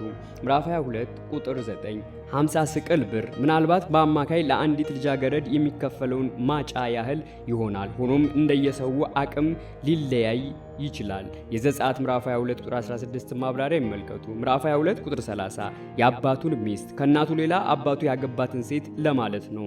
ምዕራፍ 27 ቁጥር 20ን ይመልከቱ። የአባቱን መኝታ አያርክስ ቃል በቃል ከተወሰደ የአባቱን ልብስ ጫፍ አይግለጥ ማለት ነው። የሩት ምዕራፍ 3 ቁጥር 9ን የዘኍልቍ ምዕራፍ 16 ቁጥር 8 ማብራሪያ ይመልከቱ። ምዕራፍ 23 ቁጥር 1 ጃንደረባ ለሆኑ ሰዎች ከጊዜ በኋላ የተሰጠውን በረከት በኢሳይያስ ምዕራፍ 56 ከቁጥር 4 እስከ 5 የሐዋርያት ሥራ ምዕራፍ 8 ከቁጥር 26 እስከ 39 ላይ ይመልከቱ። ምዕራፍ 23 ከቁጥር 2 እስከ 3 እስከ 10 ትውልድ ድረስ 10 ቁጥር ሙሉነትን ወይም ፍጻሜን የሚያመለክት ቃል በመሆኑ እስከ ዘላለም ማለት ሊሆን ይችላል። ከዚህ ሐረግ ጋር አቻ አገላለጽ ያለው ሐረግ በቁጥር 6 ላይ በሕይወት ዘመን ሁሉ ተብሎ ተጠቅሷል። ቃል በቃል ሲተረጎም ዕድሜህን ሙሉ ለዘላለም ማለት ነው። ምዕራፍ 23 ቁጥር 3 ሞዓባውያን ወደ እግዚአብሔር ሕዝብ ጉባኤ እንዳይገቡ የተከለከሉ ቢሆንም ሩት ግን ልዩ ዕድል አግኝታለች። በሩት መጽሐፍ መግቢያ ላይ መሪ ሐሳቡና ስነ መለኮታዊ ይዘት የሚለውን ይመልከቱ። ምዕራፍ 23 ቁጥር 4 የቢኦር ልጅ በለዓም። ዘኍልቍ ምዕራፍ 22 ቁጥር 4 እስከ ምዕራፍ 24 ቁጥር 25ን ይመልከቱ። ምዕራፍ 23 ቁጥር 6 ሰላምን ለነርሱ አትመኝ። ነቢያት ሞዓብ በአሞንና በኤዶም ላይ የተናገሩትን የፍርድ ቃል ይመልከቱ። ኢሳይያስ ምዕራፍ 15 ቁጥር 16፣ ኤርምያስ ምዕራፍ 48 ከቁጥር 1 እስከ ምዕራፍ 49 ቁጥር 6፣ ሕዝቅኤል ምዕራፍ 25 ከቁጥር 1 እስከ 11፣ አሞጽ ምዕራፍ 1 ከቁጥር 13 እስከ ምዕራፍ 2 ቁጥር 3፣ ሶፎንያስ ምዕራፍ 2 ቁጥር 8 እስከ 11ን ይመልከቱ። ምዕራፍ 23 ቁጥር 7 ወንድምህ ስለሆነ ኤዶማውያን። ኤዶም ኤሳው ከወንድሙ ከያዕቆብ ከእስራኤል ጋር በነበረው ጠብ ምክንያት ብዙ ጊዜ ተዘግቧል። አሞጽ ምዕራፍ 1 ቁጥር 11ን እንዲሁም የዘፍጥረት ምዕራፍ 25 ቁጥር 22 እና 26 ማብራሪያ ይመልከቱ። ምዕራፍ 23 ከቁጥር 9 እስከ 14 የእስራኤልን ጦር ሰፈር በንጽህና ስለመጠበቅ የተሰጠ መመሪያ ነው። በአጠቃላይ ሕዝቡን በተመለከተ የተሰጠውን ተመሳሳይ መመሪያ በዘሌዋውያን ምዕራፍ 15 ላይ ይመልከቱ። ምዕራፍ 23 ቁጥር 15 አንድ ባሪያ ካሳዳሪው ኮብልሎ ወደ አንተ ቢመጣ፣ አንድ ከሌላ አገር የመጣ ባሪያ በእስራኤል አገር ነፃ ሆኖ ለመኖር ከፈለገ ማለት ነው። ቁጥር 16ን ይመልከቱ። ከምዕራፍ 24 ቁጥር 7 ጋር ያነጻጽሩ። ምዕራፍ 23 ቁጥር 17 እስከ 18 የዘጸአት ምዕራፍ 34 ቁጥር 15 መሳፍንት ምዕራፍ 2 ቁጥር 17 ማብራሪያ ይመልከቱ። ምዕራፍ 23 ቁጥር 18 ወንደቃ ቃል በቃል ሲተረጎም ውሻ ማለት ሲሆን ቃሉ አብዛኛውን ጊዜ ንጽህና ከጎደለው ምግባር ወይም መንፈሳዊነት ጋር የተያያዘ ነው። ከምዕራፍ 7 ቁጥር 6 ከምዕራፍ 15 ቁጥር 26 ከፊልጵስዩስ ምዕራፍ 3 ቁጥር 2 ጋር ያነጻጽሩ። ምዕራፍ 23 ቁጥር 19 ወልድ የዘጸአት ምዕራፍ 22 ቁጥር 25 27 የዘሌዋውያን ምዕራፍ 25 ቁጥር 36 ማብራሪያ ይመልከቱ። ምዕራፍ 23 ቁጥር 20 ባዕድ ለሆነ ሰው በወለድ ማበደር ትችላለህ። አንድ የውጭ ሀገር ነጋዴ ወደ እስራኤል የሚመጣው ለራሱ ጥቅም ብሎ ስለሆነ ወለድ መክፈል አለበት። ምዕራፍ 23 ከቁጥር 21 እስከ 23 የዘኍልቍ ምዕራፍ 30 ማብራሪያ ይመልከቱ። እንዲሁም መክብብ ምዕራፍ 5 ከቁጥር 4 እስከ 6ን ይመልከቱ። ምዕራፍ 24 ከቁጥር 1 እስከ 4 በሙሴ መጽሐፍት ውስጥ ፍቺ የተፈቀደ ሲሆን ፍቺ ደረጃ የደረሱ ሰዎች ነገራቸውን እንዴት መጨረስ እንዳለባቸው መመሪያ ተሰጥቷል። ዘሌዋውያን ምዕራፍ 21 ቁጥር 7 እና 14፣ ምዕራፍ 22 ቁጥር 13፣ ዘኍልቍ ምዕራፍ 30 ቁጥር 9ን ይመልከቱ። ኢየሱስ በተራራው ስብከቱ በምዕራፍ 24 ቁጥር 1 ላይ የተሰጠውን ሕግ ገደባዊ ይዘት እንዲኖረው ከማድረጉም በላይ የማቴዎስ ወንጌል ምዕራፍ 5 ቁጥር 31 እስከ 32 ዋናውን የሥነ ሥርዓት ሕግ ጠቅሷል። የማቴዎስ ወንጌል ምዕራፍ 19 ከቁጥር 3 እስከ 9፣ ምዕራፍ 24 ቁጥር 5 ደስ እያሰኛት በጋብቻ ውስጥ ላለው ደስታ ከፍተኛ ግምት ተሰጥቶታል።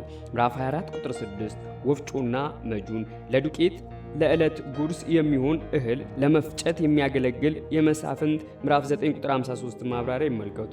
ምዕራፍ 24 ቁጥር 7 ባሪያ ስታደርገው ከምዕራፍ 23 ቁጥር 15 ጋር ያነጻጽሩ። ክፉን ከመካከልህ ማስወገድ የምዕራፍ 13 ቁጥር 5 ማብራሪያ ይመልከቱ። ምዕራፍ 24 ቁጥር 8 የለምጽ ደዌን የዘሌዋውያን ምዕራፍ 13 ቁጥር 2 ማብራሪያ ይመልከቱ። ምዕራፍ 24 ቁጥር 9 18 እና 22 አስታውስ። የምዕራፍ 4 ቁጥር 10 ማብራሪያ ይመልከቱ። ምዕራፍ 24 ከቁጥር 10 እስከ 13 የዘጸአት ምዕራፍ 22 ከቁጥር 26 እስከ 27 ማብራሪያ ይመልከቱ። ምዕራፍ 24 ቁጥር 16 እያንዳንዱ በራሱ ኃጢአት ይገደል ሕዝቅኤል ምዕራፍ 18 ቁጥር 4 እና ማብራሪያውን ይመልከቱ። ምዕራፍ 24 ቁጥር 17 እስከ 18 እስራኤላውያን በመከራ ውስጥ በነበሩ ጊዜ እግዚአብሔር ረድቷቸው በመሆኑም የሌሎች መከራ ለእነርሱ መጠቀሚያ ሊያደርጉ አይገባም። ምዕራፍ 24 ቁጥር 19 እስከ 21 የዘሌዋውያን ምዕራፍ 19 ቁጥር 9 እስከ 10 ማብራሪያ ይመልከቱ። ምዕራፍ 25 ቁጥር 3 ሆኖም ግርፋቱ ከ40 የሚበልጥ አይሁን። ወንጀለኛው በግርፋት ሲቀጣ ከልክ በላይ ከሆነ ከፈጸመው በደል ይበልጥ የተዋረደ ሊያደርገው ስለሚችል ግርፋቱ ኢሰብአዊ እንዳይሆን ያዛል። በጳውሎስ ላይ የደረሰውን ግርፋት ከዚህ ጋር ያነጻጽሩ። ሁለተኛ ቆሮንቶስ ምዕራፍ 11 ቁጥር 24፣ ምዕራፍ 25 ቁጥር 4 ይህ ሕግ ለክርስቶስ አገልጋዮችም የተሰጠ እንደሆነ በአንደኛ ቆሮንቶስ ምዕራፍ 9 ከቁጥር 9 እስከ 10፣ አንደኛ ጢሞቴዎስ ምዕራፍ 5 ከቁጥር 17 እስከ 18 ላይ ተጠቅሷል። እህል እያበራየ የዘፍጥረት ምዕራፍ 50 ቁጥር 10፣ የሩት ምዕራፍ 1 ቁጥር 22 ማብራሪያ ይመልከቱ። ምዕራፍ 25 ከቁጥር 5 5-6 እያንዳንዱ ቤተሰብ የትውልድ ሐረጉ ሳይጠፋ እንዲቀጥልና መሬትም በጥቂት ቤተሰቦች ቁጥጥር ስር ብቻ እንዳይሆን መከላከል የሙሴን ሕግ አይነተኛ ባህሪ ነው። የዘፍጥረት ምዕራፍ 38 ቁጥር 8 ማብራሪያ ይመልከቱ። ምዕራፍ 25 ቁጥር 7 አንድ ሰው የወንድሙን ሚስት ለማግባት ባይፈልግ ቁጥር 8-10 ይመልከቱ። በዘፍጥረት ምዕራፍ 38 ከቁጥር 8-10፣ ሩት ምዕራፍ 4 ከቁጥር 1-12 ላይ የተገለጸውና ከዚህ ታሪክ ጋር የሚመሳሰለውን ያገናዝቡ። በከተማዋ በር ወዳሉት ሽማግሌዎች ምዕራፍ 22 ቁጥር 15ን ይመልከቱ። እንዲሁም የዘፍጥረት ምዕራፍ 19 ቁጥር 1ን፣ የሩት ምዕራፍ 4 ቁጥር 1 ማብራሪያ ይመልከቱ። ምዕራፍ 25 ከቁጥር 11-12 ከዘጸአት ምዕራፍ 21 ከቁጥር 22-25 ጋር ያነጻጽሩ። ምዕራፍ 25 ቁጥር 13-16 የዘሌዋውያን ምዕራፍ 19 ቁጥር 35 ማብራሪያ ይመልከቱ። ምዕራፍ 25 ቁጥር 14 መስፈሪያዎችን የመጠን መለኪያ ነው። ምዕራፍ 25 ቁጥር 17 አስታውስ። የምዕራፍ 4 ቁጥር 10 ማብራሪያ ይመልከቱ። አማሌቅ ዘጸአት ምዕራፍ 17 ከቁጥር 8-16 ደህልቁ ምዕራፍ 14 ከቁጥር 45ን ይመልከቱ። ምዕራፍ 25 ቁጥር 18 እግዚአብሔርን አልፈሩም። የዘፍጥረት ምዕራፍ 20 ቁጥር 11 ማብራሪያ ይመልከቱ። ምዕራፍ 25 ቁጥር 19 ባሳረፍህ ጊዜ የምዕራፍ 3 ቁጥር 20 ማብራሪያ ይመልከቱ። ምዕራፍ 26 ቁጥር 1 ርስትህ የዘጸአት ምዕራፍ 32 ቁጥር 13 ማብራሪያ ይመልከቱ። ምዕራፍ 26 ቁጥር 2 በኩራት እዚህ ላይ የተጠቀሰው መባ አንድ ጊዜ ብቻ የሚሰጥ ሲሆን በየዓመቱ ከሚቀርበው በኩራት ጋር ግን አንድ አይነት አይደለም። ምዕራፍ 18 ቁጥር 4 እና ማብራሪያውን ይመልከቱ። አምላክ እግዚአብሔር ለስሙ ማደሪያ እንዲሆን ወደሚመርጠው ስፍራ የምዕራፍ 12 ቁጥር 5 ማብራሪያ ይመልከቱ። ምዕራፍ 26 ቁጥር 5 ዘላን ሶርያዊ ከደቡብ ከነዓን ወደ ካራን ከዚያም ወደ ነበረበት አገር ዘፍጥረት ምዕራፍ 27 እስከ 35 ኋላም ወደ ግብጽ ምድር ዘፍጥረት ምዕራፍ 46 ከ3-7 ይመልከቱ። በመመለስ የባዘነውን ያዕቆብን ያመለክታል። እርሱም ሁለት የሶርያ ሴቶችን አግብቶ ነበር። ዘፍጥረት ምዕራፍ 28 ቁጥር 5 ምዕራፍ 29 ቁጥር 16 እና 28ን ይመልከቱ። ከጥቂት ሰዎችም ጋር ታላቅ ሕዝብ ሆነ። ዘጸአት ምዕራፍ 1 ቁጥር 5 ምዕራፍ 1 ቁጥር 7 እና ማብራሪያውን ይመልከቱ። ምዕራፍ 26 ቁጥር 11 ደስ ይበላችሁ። የምዕራፍ 12 ቁጥር 12 ማብራሪያ ይመልከቱ። ምዕራፍ 26 ቁጥር 12 የምዕራፍ 14 ከቁጥር 22 እስከ 29 ማብራሪያ ይመልከቱ። ምዕራፍ 26 ቁጥር 16 በፍጹም ልብህ በፍጹም ነፍስህ የምዕራፍ 4 ቁጥር 29 ማብራሪያ ይመልከቱ። ምዕራፍ 26 ቁጥር 17 ቃሉ የኪዳን ወይም የውል ቃል ሲሆን እስራኤል የገባችውን መሐላ የምታድስበትን ይኸውም የእስራኤል አምላክ እግዚአብሔር ብቻ መሆኑንና እስራኤልም የምትገዛው ለእርሱ ብቻ እንደሆነ የሚያመለክት ነው። የዘጸአት ምዕራፍ 19 ቁጥር 8 ማብራሪያ ይመልከቱ። ምዕራፍ 26 ቁጥር 18 ርስቱ መሆንህን የዘጸአት ምዕራፍ 19 ቁጥር 5 ማብራሪያ ይመልከቱ። ምዕራፍ 27 ከቁጥር 2 እስከ 8 በጥንት የመካከለኛው ምስራቅ አገሮች የመታሰቢያ ጽሑፍ የተጻፈበት ድንጋይ ማቆም የተለመደ ነበር። ምዕራፍ 27 ከቁጥር 2 እስከ 4 በኖራ ቅባቸው በድንጋዮቹ ላይ የተቀረጸው ጽሑፍ በግልጽ እንዲታይ ለማድረግ ነው። ቁጥር 8ን ይመልከቱ። ምዕራፍ 27 ቁጥር 3 እና 8 የዚህን ሕግ ቃላት ሁሉ ሙሴ በድጋሚ የተናገራቸው ቃላት የሚገኙበት የኪዳኑ ሕግጋት ናቸው። የዘጸአት ምዕራፍ 20 ቁጥር 1 ማብራሪያ ይመልከቱ። ምዕራፍ 27 ቁጥር 5 የድንጋይ መሠዊያ ሥራ ከመገናኛው ድንኳን መሠዊያ ጋር በቅርጽም ሆነ በአገልግሎት የተለየ ነው። የዘጸአት ምዕራፍ 20 ቁጥር 25 ማብራሪያ ይመልከቱ። ምዕራፍ 27 ቁጥር 9 አንተ ዛሬ የአምላክ የእግዚአብሔር ሕዝብ ሆነሃል። የኪዳኑን ቃል ለመጠበቅ በድጋሚ ቃል መግባታቸውን የሚያመለክት አነጋገር ነው። ምዕራፍ 27 ቁጥር 12 ስምዖን በገሪዛን ተራራ ላይ ይቁሙ። ስድስቱም የያዕቆብ ዝርያዎች ሲሆኑ የተወለዱትም ከሊያና ከራሄል ነው። ዘፍጥረት ምዕራፍ 35 ከቁጥር 23 እስከ 24 ምዕራፍ 11 ቁጥር 30 እና ማብራሪያውን ይመልከቱ። ለመባረክ ከቁጥር 15 እስከ 26 ባለው ክፍል ላይ አንድም የበረከት ቃል አልተጠቀሰም። ነገር ግን የተጠቀሰው 12 የእርግማን ቃል ነው። ምዕራፍ 28 ከቁጥር 15 እስከ 68ን ይመልከቱ። ይሁን እንጂ በምዕራፍ 28 ከቁጥር 1 እስከ 4 ላይ የበረከት ቃል ከመዘርዘሩም በላይ በሚገባ ተብራርቷል። ምዕራፍ 27 ቁጥር 15 ምስል የሚቀርጽ ወይም ጣዖትን የሚያበጅ ከአስርቱ ትእዛዛት መካከል አንደኛውን ሁለተኛውን ሕግ የሚያፈርስ ማለት ነው። የዘጸአት ምዕራፍ 20 ቁጥር 1 ማብራሪያ ይመልከቱ። ምዕራፍ 4 ቁጥር 28፣ ምዕራፍ 5 ከቁጥር 6 እስከ 10፣ ምዕራፍ 31 ቁጥር 29፣ ኢሳይያስ ምዕራፍ 40 ቁጥር 19 እስከ 20፣ ምዕራፍ 41 ቁጥር 7፣ ምዕራፍ 44 ከቁጥር 9 እስከ 20፣ ምዕራፍ 45 ቁጥር 16፣ ኤርምያስ ምዕራፍ 10 ከቁጥር 3 እስከ 9፣ ሆሴዕ ምዕራፍ 8 ከቁጥር 4 እስከ 6፣ ምዕራፍ 13 ቁጥር 2ን ይመልከቱ። አሜን ለማለት ያህል የሚባል ሳይሆን ሕዝቡ ኪዳኑን ተቀብሎ ቢጠብቅ በረከት እንደሚያገኝ፣ ባይጠብቅ ግን እርግማኑ እንደሚደርስበት ከልብ መስማማቱን የሚያረጋግጥበት ቃል ነው። ቁጥር 16-26ን ይመልከቱ። ምዕራፍ 27 ቁጥር 16፣ ምዕራፍ 5 ቁጥር 16፣ ዘጸአት ምዕራፍ 20 ቁጥር 12 እና ማብራሪያውን ይመልከቱ። ምዕራፍ 27 ቁጥር 17፣ የምዕራፍ 19 ቁጥር 14ን ማብራሪያ ይመልከቱ። ምዕራፍ 27 ቁጥር 19፣ የምዕራፍ 24 ቁጥር 17-18 እና ማብራሪያውን ይመልከቱ። ምዕራፍ 27 ቁጥር 20 ከምዕራፍ 22 ቁጥር 30 ጋር ያነጻጽሩ። ዘሌዋውያን ምዕራፍ 18 ቁጥር 8ን ይመልከቱ። ምዕራፍ 27 ቁጥር 21፣ ዘጸአት ምዕራፍ 22 ቁጥር 19 እና ማብራሪያውን ይመልከቱ። እንዲሁም ዘሌዋውያን ምዕራፍ 18 ቁጥር 23፣ ምዕራፍ 20 ከቁጥር 15-16ን ይመልከቱ። ምዕራፍ 27 ቁጥር 22፣ ዘሌዋውያን ምዕራፍ 18 ቁጥር 9ን ይመልከቱ። ምዕራፍ 27 ቁጥር 23፣ ዘሌዋውያን ምዕራፍ 18 ቁጥር 8ን ይመልከቱ። ምዕራፍ 27 ከቁጥር 24 እስከ 25፣ ምዕራፍ 5 ቁጥር 17፣ ዘጸአት ምዕራፍ 20 ቁጥር 13፣ ምዕራፍ 21 ቁጥር 12፣ ዘሌዋውያን ምዕራፍ 24 ቁጥር 17 እና 21ን ይመልከቱ።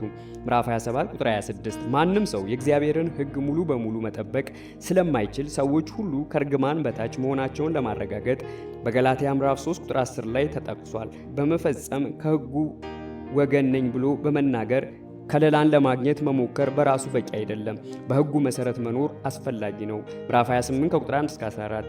እነዚህ በረከቶች በቁጥር 15 እስከ 44 ላይ የተጠቀሱት ርግማኖች ተቃራኒ ናቸው። በተለይ ከቁጥር 3 እስከ 6 ያለውን ከቁጥር 16 እስከ 19 ጋር ያነጻጽሩ። ምዕራፍ 28 ቁጥር 5 እና 17 እንቅብህና ቦሃቃህ በቤት ውስጥ ለእህል ማከማቻና ለምግብ ማዘጋጃ የሚያገለግሉ ናቸው። ምዕራፍ 28 ቁጥር 7 የዚህን ተቃራኒ በቁጥር 25 ላይ ይመልከቱ።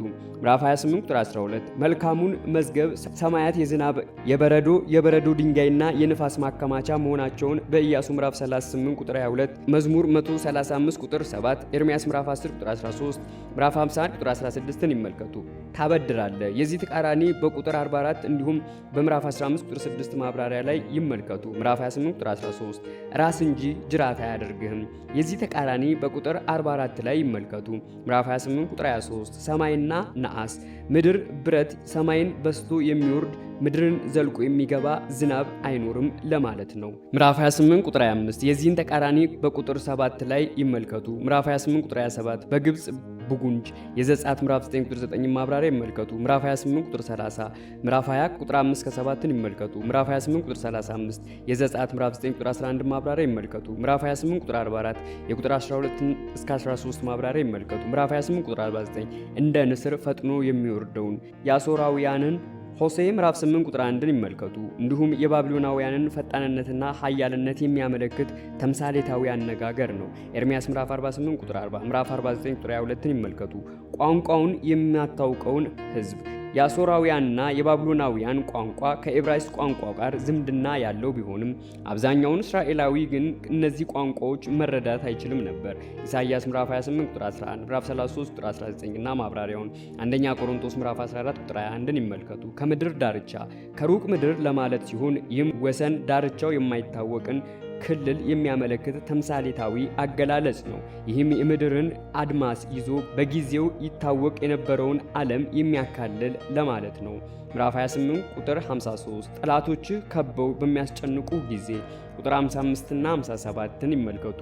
ይህ ሐረግ ተደጋግሞ የተጠቀሰው እስራኤላውያን እግዚአብሔር ባይታዘዙ የሚደርስባቸውን መከራ በአጽንኦት ለመግለጽ ነው። የወንዶችና የሴቶች ልጆችን ሥጋ ትበላለህ። ይህ እርግማን መድረሱ በሁለተኛ ነገሥት ምዕራፍ 6 ከቁጥር 24 እስከ 29፣ በሰቆቃው ኤርምያስ ምዕራፍ 2 ቁጥር 20፣ ምዕራፍ 4 ቁጥር 10 ላይ ይመልከቱ። ምዕራፍ 28 ቁጥር 58 የዚህ ሕግ ቃሎች የምዕራፍ 31 ቁጥር 24 ማብራሪያ ይመልከቱ። አስደናቂና አስፈሪ የሆነውን የአምላክን የእግዚአብሔርን ስም ባታከብር የዘጸአት ምዕራፍ 3 ቁጥር 15 ማብራሪያ ይመልከቱ። በብሉይ ኪዳን ለእግዚአብሔር መጠሪያ የሆነ ስም ትክክለኛ አነባበብ እንዴት እንደሆነ አይታወቅም። የዕብራይስጡ ቃል ያለ አናባቢ ፊደሎች የተጻፈ በመሆኑ የስሙን ትክክለኛ አነባበብ ማወቅ አልተቻለም። ይህ በታሪክና እግዚአብሔርን ለሕዝቡ በሰጠው መገለጥ ውስጥ ከምናገኛቸው አስገራሚ ነገሮች መካከል አንዱ ነው። የዘፍጥረት ምዕራፍ 2 ቁጥር 4 ማብራሪያ ይመልከቱ። ያም ሆነ ይህ ለእግዚአብሔር መጠሪያ የሆነ ስም ያህዌ የሚለው ሳይሆን አይቀርም። የኋላ ኋላ ይህ ስም በአይሁዳውያን ዘንድ እጅግ የተቀደሰ ተደርጎ ስለሚቆጠር ስሙን መጥራት ጨርሶ ቀርቶ ነበር። ይህም የሆነው በዘጸአት ምዕራፍ 20 ቁጥር 7 እና በዘሌዋውያን ምዕራፍ 24 ቁጥር 16 ላይ የተጠቀሰውን ትእዛዝ እንተላለፋለን የሚል ፍራቻ ስለደረሰባቸው ነው። በዚህም የአማርኛ ትርጉም ውስጥ ይህ ስም እግዚአብሔር ተብሎ ተተርጉሟል። ምዕራፍ 28 ቁጥር 60 የግብፅ በሽታዎች በግብፅ ምድር መቅሰፍት በወረደ ጊዜ የታዩትን የበሽታ አይነቶች ማለት ነው። ምዕራፍ 7 ቁጥር 15 ዘጸአት ምዕራፍ 15 ቁጥር 26ን ይመልከቱ። ምዕራፍ 28 ቁጥር 61 የሕግ መጽሐፍ የምዕራፍ 31 ቁጥር 24 ማብራሪያ ይመልከቱ። ምዕራፍ 28 ቁጥር 62 እንደ ሰማይ ከዋክብት ምዕራፍ 1 ቁጥር 10ን ይመልከቱ። እንዲሁም የዘፍጥረት ምዕራፍ 15 ቁጥር 16 ምዕራፍ 15 ቁጥር 5ን ማብራሪያ ይመልከቱ። ምዕራፍ 28 ቁጥር 64 ይበትንሃል። እስራኤላውያን ወደ አሶር 722 እስከ 721 ዓመተ ቅድመ ክርስቶስ ወደ ባቢሎን ምድር 586 ዓመተ ቅድመ ክርስቶስ ተማርከው በተወሰዱ ጊዜ ይህ ቃል ተፈጽሟል። ሁለተኛ ነገሥት ምዕራፍ 17 ቁጥር 6 ምዕራፍ 25 ቁጥር 21ን ይመልከቱ። ምዕራፍ 28 ቁጥር 68 ዳግመኛ አትመለስባትም ባልሁህ መንገድም ምዕራፍ 17 ቁጥር 16 ዘጸአት ምዕራፍ 13 ቁጥር 17 ዘኍልቍ ምዕራፍ 14 ቁጥር 3 እስከ 4ን ይመልከቱ። ምዕራፍ 29 ቁጥር 1 የምዕራፍ 5 ከቁጥር 2 እስከ 3 ማብራሪያ ይመልከቱ። ኪዳን ሙሴ ከዚህ በፊት እንዳደረገው ሁሉ በዚህም ቦታ የእስራኤል ሕዝብ ከአምላኩ የተቀበለውን ሕግና ሥርዓት መጠበቅ እንዳይረሳ ያሳስባል። ምክንያቱም ሕጉን መጠበቅ በረከትን ያስገኛል፣ ሕጉን መተላለፍ ደግሞ መርገምን ያመጣል። ዘዳግም ምዕራፍ 28ን ይመልከቱ። ምዕራፍ 29 ቁጥር 2 ዓይኖችህ አይተዋል። ይህንን የተባሉት እስራኤላውያን በቃዴስ ባርኔ የተስፋይቱን ምድር እንዲሰልሉ ከተላኩት መካከል አብዛኞቹ ሰላዮች ያመጡትን ቃል በመስማት ወደ ከነዓን ለመግባት እምቢ ባሉ ጊዜ ዕድሜያቸው ከ20 ዓመት በታች የሆኑትንና ከግብፅ ከመውጣታቸው በፊት የግብፅን ሕይወት ያዩ ብቻ ናቸው። የዘኍልቍ ምዕራፍ 14 ቁጥር 29 ሙሴ ግን ይህንን ያለው የግብፅን ሕይወት ሕዝቡ ሁሉ እንዳየ አድርጎ ነው። የምዕራፍ 5 ቁጥር 3 ማብራሪያ ይመልከቱ። ምዕራፍ 29 ቁጥር 4 ሕዝቡ እግዚአብሔር ያደረገለትን በጎ ነገር ሁሉ ማየት ተስኖት ነበር። ከመዝሙር 106 ቁጥር 7 ጋር ያነጻጽሩ። ይህ ቃል በሮሜ ምዕራፍ 11 ቁጥር 8 ላይ ልባቸውን ያደነደኑትን እስራኤላውያን አስመልክቶ ተጠቅሷል። ምዕራፍ 29 ቁጥር 8 ርስት አድርገህ ስጠን። ምዕራፍ 3 ከቁጥር 12 እስከ 17ን ይመልከቱ። ምዕራፍ 29 ቁጥር 9 እስከ 15 ሕዝቡ የገባውን ኪዳን እንዲጠብቅ በድጋሚ ያረጋገጠ መሆኑን የሚያሳይ ግልጽና አጭር ማጠቃለያ ነው። ምዕራፍ 29 ቁጥር 18 መራራ መርዝ የሚያወጣ ስር እግዚአብሔርን በመተው ባዕድ አማልክትን የማምለክ መርዝ ነው። ምዕራፍ 29 ቁጥር 20 እግዚአብሔር ለዚያ ሰው ፈጽሞ ይቅርታ አያደርግለትም። በሁለተኛ ጴጥሮስ ምዕራፍ 3 ቁጥር 9 ላይ ማንም እንዳይጠፋ ያለውን ሐሳብ እንደሚቃረን ተደርጎ መታየት የለበትም። ራሱ ጴጥሮስ እንደሚለው የዋጃቸውን ጌታ የሚክዱ በራሳቸው ላይ ድንገተኛ ጥፋት ያመጣሉ። ሁለተኛ ጴጥሮስ ምዕራፍ 2 ቁጥር 1። በዚህ መጽሐፍ የምዕራፍ 31 ቁጥር 24 ማብራሪያ ይመልከቱ። ስሙን ከሰማይ በታች ይደመስሰዋል። የምዕራፍ 9 ቁጥር 14፣ ዘጸአት ምዕራፍ 32 ከቁጥር 32 እስከ 33፣ ራእይ ምዕራፍ 3 ቁጥር 5ን ይመልከቱ። ምዕራፍ 29 ቁጥር 21 የሕግ መጽሐፍ የምዕራፍ 31 ቁጥር 24 ማብራሪያ ይመልከቱ። ምዕራፍ 29 ቁጥር 23 እንደ ሰዶምና ጥፋት ዘፍጥረት ምዕራፍ 19 ከቁጥር 24 እስከ 25ን ይመልከቱ። እንዲሁም የዘፍጥረት ምዕራፍ 10 ቁጥር 19 የምዕራፍ 13 ቁጥር 10 ማብራሪያ ይመልከቱ። ምዕራፍ 29 ቁጥር 27 በዚህ መጽሐፍ የምዕራፍ 31 ቁጥር 24 ማብራሪያ ይመልከቱ። ምዕራፍ 29 ቁጥር 28 አሁን እንደሆነው እንዲህ ማለት የሚቻለው እስራኤል በተማረከችበት ጊዜ ነበር። ቁጥር 25ን ይመልከቱ። ምዕራፍ 29 ቁጥር 29 ምስጢር የሆነው ከበረከቱ ከርግማኑ አንጻር ወደ ሰው ወደ ፊት ስለሚገለጠው የእስራኤል ዕጣ ፈንታ ማለት ነው። ሆኖም አባባሉ ከዚህ በላይ ሰፋ ያለ ትርጉም ሊኖረው ይችላል። የተገለጠው ከሁሉ በፊት የዚህን ሕግ ቃላት ማለት ነው። ምዕራፍ 30 ቁጥር 2 6 እና 10 በፍጹም ልባችሁ በፍጹም ነፍሳችሁ የምዕራፍ 4 ቁጥር 29ን ማብራሪያ ይመልከቱ። ምዕራፍ 30 ቁጥር 3 ምርኮህን ይመልስልሃል፣ ከምርኮ አገር ይመልስሃል ማለት ሊሆን ይችላል። ምዕራፍ 30 ቁጥር 6 ልብ ይገረዛል። የዘፍጥረት ምዕራፍ 17 ቁጥር 10 ማብራሪያ ይመልከቱ። ምዕራፍ 30 ቁጥር 7 እርግማን ሁሉ በሚጠሉህ እዚህ ላይ በዘፍጥረት ምዕራፍ 12 ቁጥር 3 የተጠቀሰውን ቃል ተፈጽሟል። ምዕራፍ 30 ቁጥር 9 በአባቶችህ ርዕሳን አበው ማለት ነው። ቁጥር 20ን ይመልከቱ። ምዕራፍ 30 ቁጥር 10 የሕግ መጽሐፍ የምዕራፍ 31 ቁጥር 24 ማብራሪያ ይመልከቱ። ምዕራፍ 30 ቁጥር 12 እና 14 በላይ በሰማይ አይደለችም ለአንተም በጣም ቅርብ ነው። የኪዳኑ ሕግ ለማስተዋል ለማመንና ለመታዘዝ ከእርሱ አቅም በላይ እንዳልሆነ ሙሴ ይገልጽላቸዋል። ጳውሎስ ይህንን ክፍል የእምነት ቃል ቅርብ መሆኑን ለመግለጽ ተጠቅሞበታል። ሮሜ ምዕራፍ 10 ከቁጥር 6 እስከ 10፣ ምዕራፍ 30 ቁጥር 19 ሰማይና ምድርን ምስክር አድርጌ ጠራብሃለሁ።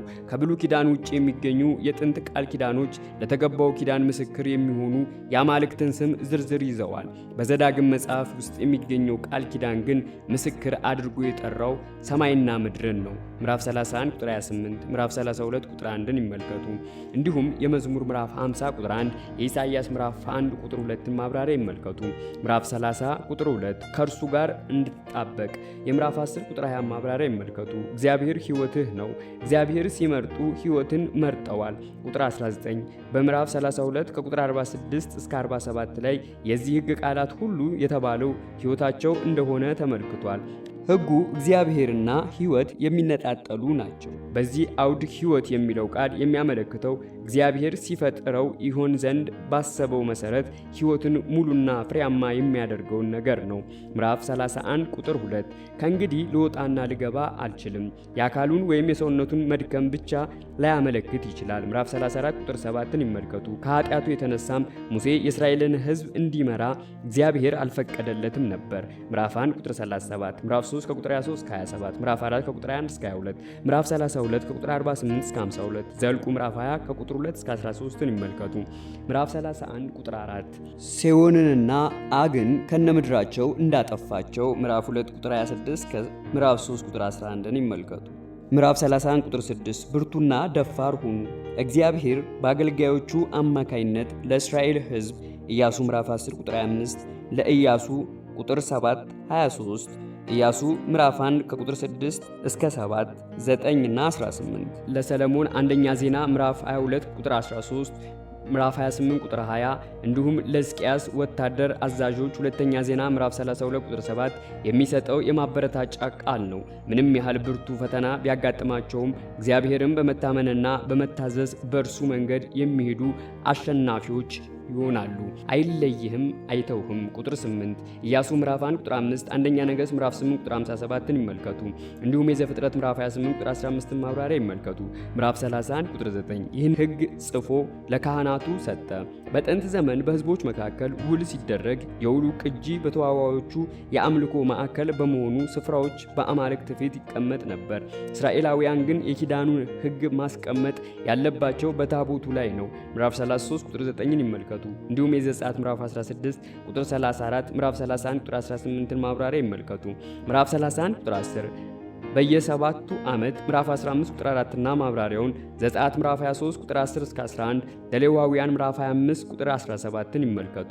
እንዲሁም በገጽ 178 ላይ የብሉይ ኪዳን በዓላትና ሌሎች የተቀደሱ ቀናት የሚለውን ይመልከቱ። ምዕራፍ 31 ቁጥር 11 በሚመርጠው ስፍራ፣ የምዕራፍ 12 ቁጥር 5 ማብራሪያ ይመልከቱ። ይህንን ሕግ በእነርሱ ፊት ታነበዋለህ። የሕጉን ቃል ለእስራኤል ሕዝቦች ማንበብ እንዲሁም ማስተማር የካህናት አንዱ ዋና ተግባር ነው። ምዕራፍ 33 ቁጥር 10፣ ሚልክያስ ምዕራፍ 2 ከቁጥር 4 እስከ 9ን ይመልከቱ። ምዕራፍ 31 ቁጥር 14 ትእዛዝ እንዲሰጠው፣ ቁጥር 23ን ይመልከቱ። ከዘኍልቍ ምዕራፍ 27 ቁጥር 18 እስከ 23 ጋር ያነጻጽሩ። ምዕራፍ 31 ቁጥር 19 ይህን መዝሙር ለራሳችሁ ጻፉ፣ ለእስራኤል ልጆችም አስተምሩ። ቁጥር 22 ምዕራፍ 31 ከቁጥር 30 እስከ ምዕራፍ 32 ቁጥር 43 ይመልከቱ። ምዕራፍ 31 ቁጥር 23 በርታ ደፋር ሁን፣ የቁጥር 6ን ማብራሪያ ይመልከቱ። ምዕራፍ 31 ቁጥር 24 ከመጀመሪያ እስከ መጨረሻ የዚህን ሕግ ቃል በዘዳግም መጽሐፍ ውስጥ ከመጀመሪያው ምዕራፍ አንስቶ እስከዚህ ድረስ ያለውን ለማለት ነው። የቁጥር 9ን ማብራሪያ ይመልከቱ። ምዕራፍ 31 ቁጥር 26 የኪዳን ታቦት አጠገብ አስቀመጡት፣ የቁጥር 9ን ማብራሪያ ይመልከቱ። ምዕራፍ 31 ቁጥር 27 አንገተ ደንዳኖች፣ ምዕራፍ 9 ቁጥር 6 እና 13፣ ምዕራፍ 10 ቁጥር 16ን ይመልከቱ። እንዲሁም የዘጸአት ምዕራፍ 32 ቁጥር 9ን ማብራሪያ ይመልከቱ። ምዕራፍ 31 ቁጥር 28 ሰማይንና ምድርን ምስክር አድርጌ፣ የምዕራፍ 30 ቁጥር 19ን ማብራሪያ፣ ምዕራፍ 31 ቁጥር 29 እጆቻችሁ በሰሯቸው ነገሮች የጣዖት ምስሎችን ለማለት ነው። ምዕራፍ 4 ቁጥር 28፣ ምዕራፍ 27 ቁጥር 15 እና ማብራሪያውን ይመልከቱ። ምዕራፍ 31 ከቁጥር 30 እስከ ምዕራፍ 32 ቁጥር 43 ይህ ክፍል የሙሴ መዝሙር በመባል ይታወቃል። የዘጸአት ምዕራፍ 15 ከቁጥር 1 እስከ 18፣ የራእይ ምዕራፍ 15 ቁጥር 3 ማብራሪያ ይመልከቱ። ምዕራፍ 32 ቁጥር 1 ሰማያት ሆይ አድምጡ። ከዚህ ጋራ ተመሳሳይ የሆኑ የመግቢያ ቃሎች በኢሳይያስ ምዕራፍ 1 ቁጥር 2 እና ማብራሪያውን፣ ምዕራፍ 34 ቁጥር 1፣ ሚልክያስ ምዕራፍ 1 ቁጥር 2፣ ምዕራፍ 6 ከቁጥር 1 እስከ 2 ላይ ይመልከቱ። ምዕራፍ 32 ቁጥር 4 እርሱ አለት ነው። የሙሴ መዝሙር ዋና ሐሳብ ነው። ቁጥር 15፣ 18 እንዲሁም ከ30 እስከ 31 ይመልከቱ። እንዲሁም የዘፍጥረት ምዕራፍ 49 ቁጥር 24 ማብራሪያ ይመልከቱ። ምዕራፍ 32 ቁጥር 5 ወልጋዳና ጠማማ ትውልዶች ፊልጵስዩስ ምዕራፍ 2 ቁጥር 15ን ይመልከቱ። ምዕራፍ 32 ቁጥር 6 አባትህ ኢሳይያስ ምዕራፍ 63 ቁጥር 16 ምዕራፍ 64 ቁጥር 8ን ይመልከቱ። ምዕራፍ 32 ቁጥር 7 የጥንቱን ዘመን አስታውስ የምዕራፍ 24 ቁጥር 10 ማብራሪያ ይመልከቱ። ምዕራፍ 32 ቁጥር 8 ልዑል በዘዳግም መጽሐፍ ውስጥ እግዚአብሔር በዚህ ስም የተጠራው እዚህ ቦታ ብቻ ነው። የዘፍጥረት ምዕራፍ 14 ቁጥር 19 ማብራሪያ ይመልከቱ። እግዚአብሔር በፍጥረት ሁሉ ላይ ጌታና ገዢ መሆኑን የሚያስገነዝብ ስም ነው። የአሕዛብን ርስት ድንበር ለየ። ዘፍጥረት 10ን ይመልከቱ። በእስራኤል ልጆች ቁጥር ልክ የሕዝቡ ቁጥር ምን ያህል ሊጨምር ቢችል እግዚአብሔር ለሁሉም የሚበቃ ርስት አድርጎ ከነዓንን እንደሚሰጣቸው የሚያመለክት ሳይሆን አይቀርም። የዘፍጥረት ምዕራፍ 10 ቁጥር 2 ማብራሪያ ይመልከቱ። ምዕራፍ 32 ቁጥር 10 እንደ አይኑ ብሌን። ይህም የሚያመለክተው በቀላሉ ሊጎዳ የሚችለውን ለማየት በጣም አስፈላጊ የሆነውና የተከፈለውን ዋጋ ተከፍሎ ልዩ ጥንቃቄ ሊደረግለት የሚገባውን የአይን ብሌን ነው። ምዕራፍ 32 ቁጥር 11 በላያቸውም እንደምትረብብ የዘፍጥረት ምዕራፍ 1 ቁጥር 2 ማብራሪያ ይመልከቱ። ምዕራፍ 32 ቁጥር 13 ከአለት ድንጋይ ማር። መዝሙር 81 ቁጥር 16ን ይመልከቱ። ከባልጩት ድንጋይ ዘይት። ኢዮብ ምዕራፍ 29 ቁጥር 6ን ይመልከቱ። ምዕራፍ 32 ቁጥር 14 ባሳን። የሕዝቅኤል ምዕራፍ 39 ቁጥር 18ን ማብራሪያ ይመልከቱ። ማለፊያውንም የወይን ጠጅ ዘፍጥረት ምዕራፍ 49 ቁጥር 11ን ይመልከቱ። ምዕራፍ 32 ቁጥር 15 ይሽሩን። የስሙ ትርጉም ቅን የሆነ ማለት ሲሆን የእስራኤል ሕዝቦች የሚጠሩበት ሌላው ስም ነው። ከዚህም በተጨማሪ ኢሳይያስ ምዕራፍ 44 ቁጥር 2 እና ማብራሪያውን ይመልከቱ። መጠጊያ አለት ቁጥር 18ን ይመልከቱ። የቁጥር 4ን ማብራሪያ ይመልከቱ። ምዕራፍ 32 ቁጥር 21 እስራኤላውያን ስለ ክርስቶስ የተነገራቸውን የምስራች ቃል መረዳት ያቃታቸው መሆኑን ለመግለጽ በሮሜ ምዕራፍ 10 ቁጥር 19 ላይ በከፊል ተጠቅሶ ይገኛል። ምዕራፍ 32 ቁጥር 22 እስከ ሲኦል ዘልቆ የዘፍጥረት ምዕራፍ 37 ቁጥር 35 ማብራሪያ ይመልከቱ። ምዕራፍ 32 ቁጥር 30 መጠጊያ አለታቸው የእስራኤልን አምላክ ለማለት ነው። ምዕራፍ 32 ቁጥር 31 የእነርሱ መጠጊያ አለት የእስራኤልን ጠላቶች አማልክት ለማለት ነው። ምዕራፍ 32 ቁጥር 34 በመዝገቤስ የታተመ እግዚአብሔር ወደፊት የሚያደርጋቸውን ነገሮች ሁሉ አስቀድሞ የተወሰኑ ናቸው፣ ደግሞም በተወሰነው መሰረት ይፈጸማሉ። ኃጢአት በጊዜው ይቀጣል። ምዕራፍ 32 ቁጥር 35-36 የእግዚአብሔር ልጅ አለመቀበል የሚያስከትለውን ቅጣት ለማመልከት በዕብራውያን ምዕራፍ 10 ቁጥር 30 ላይ በከፊል ተጠቅሷል። ምዕራፍ 32 ቁጥር 35 በቀል የኔ ነው፣ እኔ ብድራትን መልሳለሁ። በቀል የእግዚአብሔር ልዩ ስልጣን መሆኑን ለማረጋገጥ በሮሜ ምዕራፍ 12 ቁጥር 19 ላይ ተገልጧል። ምዕራፍ 32 ቁጥር 39 ከእኔ በቀር ሌላ አማልክት የለም። የምዕራፍ 4 ቁጥር 35ን ማብራሪያ ይመልከቱ። እገድላለሁ እፈውሳለሁ ኢሳይያስ ምዕራፍ 45 ቁጥር 7 እና ማብራሪያውን ይመልከቱ። ምዕራፍ 32 ቁጥር 43 አሕዛብ ሆይ ከሕዝቡ ጋር ደስ ይበላችሁ። በሙት ባህር አካባቢ የተገኙ ቅጂዎች በዚህ ቁጥር ላይ የእግዚአብሔር መልአክ ሁሉ ይሰግዱለት የሚል ተጨማሪ ሐረግ የያዙ ሲሆን ይህም ሐረግ በዕብራውያን ምዕራፍ 1 ቁጥር 6 ላይ ተጠቅሷል። ምዕራፍ 32 ቁጥር 47 ሕይወታችሁ የምዕራፍ 30 ቁጥር 20 ማብራሪያ ይመልከቱ። ምዕራፍ 32 ቁጥር 50 አሮን በሆር ተራራ ላይ እንደሞተ ምዕራፍ 10 ቁጥር 6 ደልቁ ምዕራፍ 20 ቁጥር 22 እስከ 29ን ይመልከቱ። ወደ ወገኖቹ እንደተሰበሰበ የዘፍጥረት ምዕራፍ 25 ቁጥር 8 ማብራሪያ ይመልከቱ። ምዕራፍ 32 ቁጥር 51 በጺን ምድረ በዳ በቃዴስ መሪባ ምዕራፍ 33 ቁጥር 8ን ይመልከቱ። እንዲሁም የዘፍጥረት ምዕራፍ 17 ቁጥር 7 የዘልቁ ምዕራፍ 20 ቁጥር 13 ማብራሪያ ይመልከቱ። በእኔ ላይ ያላችሁ እምነት ስለጎደላችሁ ምዕራፍ 1 ቁጥር 37 ምዕራፍ 3 ቁጥር 23 እስከ 26 ምዕራፍ 4 ከቁጥር 21 እስከ 22 ምዕራፍ 31 ቁጥር 2 ደልቁ ምዕራፍ 20 ቁጥር 17ን ይመልከቱ። ምዕራፍ 33 ቁጥር 1 የእግዚአብሔር ሰው። ይህ ስያሜ ለመጀመሪያ ጊዜ የተጠቀሰው በዚህ ስፍራ ነው። ከዚህም በኋላ በኢያሱ ምዕራፍ 14 ቁጥር 6 ላይ ሙሴን አስመልክቶ ተጠቅሷል። የመዝሙር 90 ርዕስን ይመልከቱ። በኋላም ሌሎች የእግዚአብሔር መልእክተኞች ለማመልከት ተጠቅሷል። የአንደኛ ሳሙኤል ምዕራፍ 2 ቁጥር 27 ማብራሪያ ይመልከቱ። ቃለ ቡራኬ የዘፍጥረት ምዕራፍ 12 ከቁጥር 1 እስከ 3 ምዕራፍ 22 ቁጥር 15 እስከ 18 ምዕራፍ 27 ከቁጥር 27 እስከ 29 ምዕራፍ 28 ከቁጥር 10 እስከ 15 ምዕራፍ 49 ከቁጥር 1 እስከ 28ን ይመልከቱ።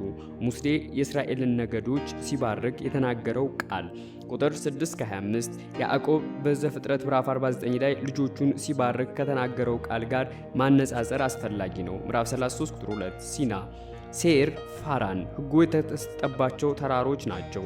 ዘፍጥረት ምዕራፍ 21 ቁጥር 21 እና ማብራሪያውን መሳፍንት ምዕራፍ 5 ቁጥር 4 እስከ 5፣ ዕብራውያን ምዕራፍ 3 ቁጥር 3ን ይመልከቱ።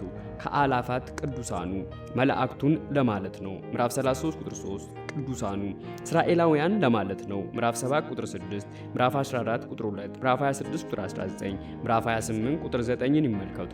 ምዕራፍ 33 ቁጥር 5 ይሽሩን። የምዕራፍ 32 ቁጥር 15 ማብራሪያ ይመልከቱ። ንጉሥ ነበር። በእስራኤል ላይ መንገስ የሚገባው እግዚአብሔር እንጂ ምድራዊ ገዢ አይደለም።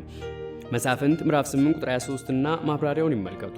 ምዕራፍ 33 ቁጥር 8 ቱሚምህንና ኡሪምህን። የዘዳግም ምዕራፍ 28 ቁጥር 30 ማብራሪያ ይመልከቱ። ማሳህ ምዕራፍ 6 ቁጥር 16፣ ምዕራፍ 9 ቁጥር 22ን ይመልከቱ።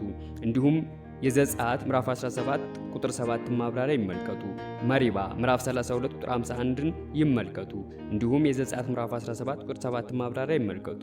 ምዕራፍ 33 ቁጥር 9 ለቃልህ ማን ጥንቃቄ ያደረገ?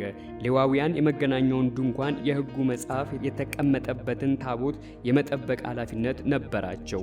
የምዕራፍ 31 ቁጥር 9 ማብራሪያ ይመልከቱ። ምዕራፍ 33 ቁጥር 10 ስርዓትህን ለያዕቆብ ያስተምራል። የምዕራፍ 31 ቁጥር 11 ማብራሪያ ይመልከቱ። ምዕራፍ 33 ቁጥር 13 ስለ ዮሴፍ ሙሴ የእስራኤልን ነገዶች ሲባርክ ከዮሴፍ ጋር የዮሴፍ ልጆች ኤፍሬምንና ምናሴን ጨምሮ ባረከ። ቁጥር 17 ጠል ከላይ ከሰማይ ጥልቅ ውሃ። የዘፍጥረት ምዕራፍ 49 ቁጥር 25 ማብራሪያ ይመልከቱ። ምዕራፍ 33 ቁጥር 15-16 ዘፍጥረት ምዕራፍ 49 ቁጥር 26 እና ማብራሪያውን ይመልከቱ። ምዕራፍ 33 ቁጥር 16 ምድር በምታስገኘው ምርጥ ስጦታና በሙላቷ ከእግዚአብሔር ባርኮት የተነሳ በማዕከላዊ ከነዓን ለዮሴፍ የተሰጠው ምድር ከወትሮ በተለየ ሁኔታ ለመና ፍሬያማ ነበር። በሚቃጠል ቁጥቋጦ ውስጥ በነበረው ዘጸአት ምዕራፍ 3 ከቁጥር 1 እስከ 6ን ይመልከቱ። ምዕራፍ 33 ቁጥር 19 በባህሮቹ ውስጥ ያለውን የተትረፈረፈ ብልጽግና፣ በአሸዋ ውስጥ የተደበቀውን ሀብት፣ በባህር ውስጥ የሚገኙትን ልዩ ልዩ ሀብቶች ለማለት ነው። የዘፍጥረት ምዕራፍ 49 ቁጥር 13ን ማብራሪያ ይመልከቱ። ምዕራፍ 33 ቁጥር 21 ለም የሆነውን መሬት ለራሱ መረጠ። ይህ ያደረገው ለከብቶቹ ሲል ነው። ምዕራፍ 3 ቁጥር 12 እስከ 20ን ይመልከቱ። ምዕራፍ 33 ቁጥር 22 ከባሳን ዘሎ የሚወጣ ዳን ሳይሆን የአንበሳው ግልገል ነው። በሌላ በኩል ደግሞ ከፍኝት ይሸሻል ተብሎ ሊተረጎም ይችላል። የኋላ ኋላ ዳን ራሱን እንደ ፍኝት ቢሆንም ዘፍጥረት ምዕራፍ 49 ቁጥር 17ን ይመልከቱ። የቀድሞ ታሪኩ ግን ፈሪ እንደነበረ ያሳያል። ምዕራፍ 33 ቁጥር 23 ባህሩ የገሊላን ባህር ለማመልከት ነው። የንፍታሌም ምድር ከሜሮም ውሃዎች በስተሰሜን ጀምሮ እስከ ገሊላ ባህር ደቡብ ድረስ ይዘልቃል። ምዕራፍ 33 ቁጥር 26 በደመናት ላይ የሚገሰግስ የመዝሙር 68 ቁጥር 4ን ማብራሪያ ይመልከቱ። ይሽሩን የምዕራፍ 32 ቁጥር 15 ማብራሪያ ይመልከቱ። ምዕራፍ 33 ቁጥር 29 ጋሻ የዘፍጥረት ምዕራፍ 15 ቁጥር 1 ማብራሪያ ይመልከቱ። የማምለኪያ ኮረብታዎችን አንደኛ ነገሥት ምዕራፍ 3 ቁጥር 2 ማብራሪያ ይመልከቱ። ምዕራፍ 34 ቁጥር 1 ሙሴ ወደ ናባው ተራራ ወጣ። በምዕራፍ 32 ከቁጥር 48 እስከ 52 ላይ እግዚአብሔር የተናገረውን በመታዘዝ ነው። ፋሲካ አንዳንድ ጊዜ የናባን ተራራ ተብሎ ይጠራል። ምዕራፍ 34 ቁጥር 4 በመሐላ ቃል የገባሁላቸው ምድር። ምዕራፍ 1 ቁጥር 8 ዘፍጥረት ምዕራፍ 12 ቁጥር 1 ምዕራፍ 15 ቁጥር 18 እና ማብራሪያውን ዘጸአት ምዕራፍ 33 ቁጥር 1ን ይመልከቱ። ምዕራፍ 34 ቁጥር 5 የእግዚአብሔር አገልጋይ። እግዚአብሔር ታላቅ ንጉሥ እንደመሆኑ የእርሱ አገልጋይ እንዲሆኑ የተመረጡ ሰዎችን የሚያመለክት ልዩ መጠሪያ ነው። እነዚህ ሰዎች የእግዚአብሔር ንጉሣዊ አገዛዝ አባል በመሆን ያገለግሉ። ለምሳሌ አብርሃም ዘፍጥረት ምዕራፍ 26 ቁጥር 24፣ ሙሴ ዘጸአት ምዕራፍ 14 ቁጥር 31፣ ኢያሱ ምዕራፍ 24 ቁጥር 29፣ በጥቅሉ ኢሳይያስ ምዕራፍ 48 ቁጥር 8። ከዚህም በላይ እግዚአብሔር ዓላማውን ከግብ ለማድረስ የመረጣቸው የሕዝብ ነገሥታት እንኳ የእግዚአብሔር አገልጋይ ተብለዋል። ኤርምያስ ምዕራፍ 25 ቁጥር 9 እንዲሁም የዘጸአት ምዕራፍ 14 ቁጥር 31ን የኢሳይያስ ምዕራፍ 42 ከቁጥር 1 እስከ 4 ማብራሪያ ይመልከቱ። ምዕራፍ 34 ቁጥር 6 ቤተ ፋጎር የምዕራፍ 3 ቁጥር 29 ማብራሪያ ይመልከቱ። ምዕራፍ 34 ቁጥር 7 ዕድሜው 120 ዓመት ነበር። ምዕራፍ 31 ቁጥር 2ን ይመልከቱ። ይህም የእያንዳንዱ 40 ዓመትን ያቀፈ 3 ትውልዶችን የሚያመለክት ሳይሆን አይቀርም። ምዕራፍ 34 ቁጥር 8 30 ቀን አለቀሱለት። ዘፍጥረት ምዕራፍ 50 ቁጥር 3 እና ማብራሪያውን ይመልከቱ። ምዕራፍ 34 ቁጥር 10 ፊት ለፊት። ዘኍልቍ ምዕራፍ 12 ቁጥር 8 እና ማብራሪያውን ይመልከቱ። እንደ ሙሴ ያለ ነቢይ ከዚያ ወዲህ በእስራኤል አልተነሳም። የምዕራፍ 18 ቁጥር 15 ማብራሪያ ይመልከቱ። ምዕራፍ 34 ቁጥር 12 ማንም ሰው የለም። ጌታ ኢየሱስ እስከመጣበት ጊዜ ድረስ ከሙሴ የሚበልጥ ሰው አልተነሳም ነበር። አገልጋዩ ሙሴ ዕብራውያን ምዕራፍ 3 ቁጥር 5 ልጅ ከሆነው ከክርስቶስ ዕብራውያን ምዕራፍ 3 ቁጥር 6 ጋር እንዴት እንደተነጻጸረ በዕብራውያን ምዕራፍ 3 ከቁጥር 1 እስከ 6 ላይ ይመልከቱ።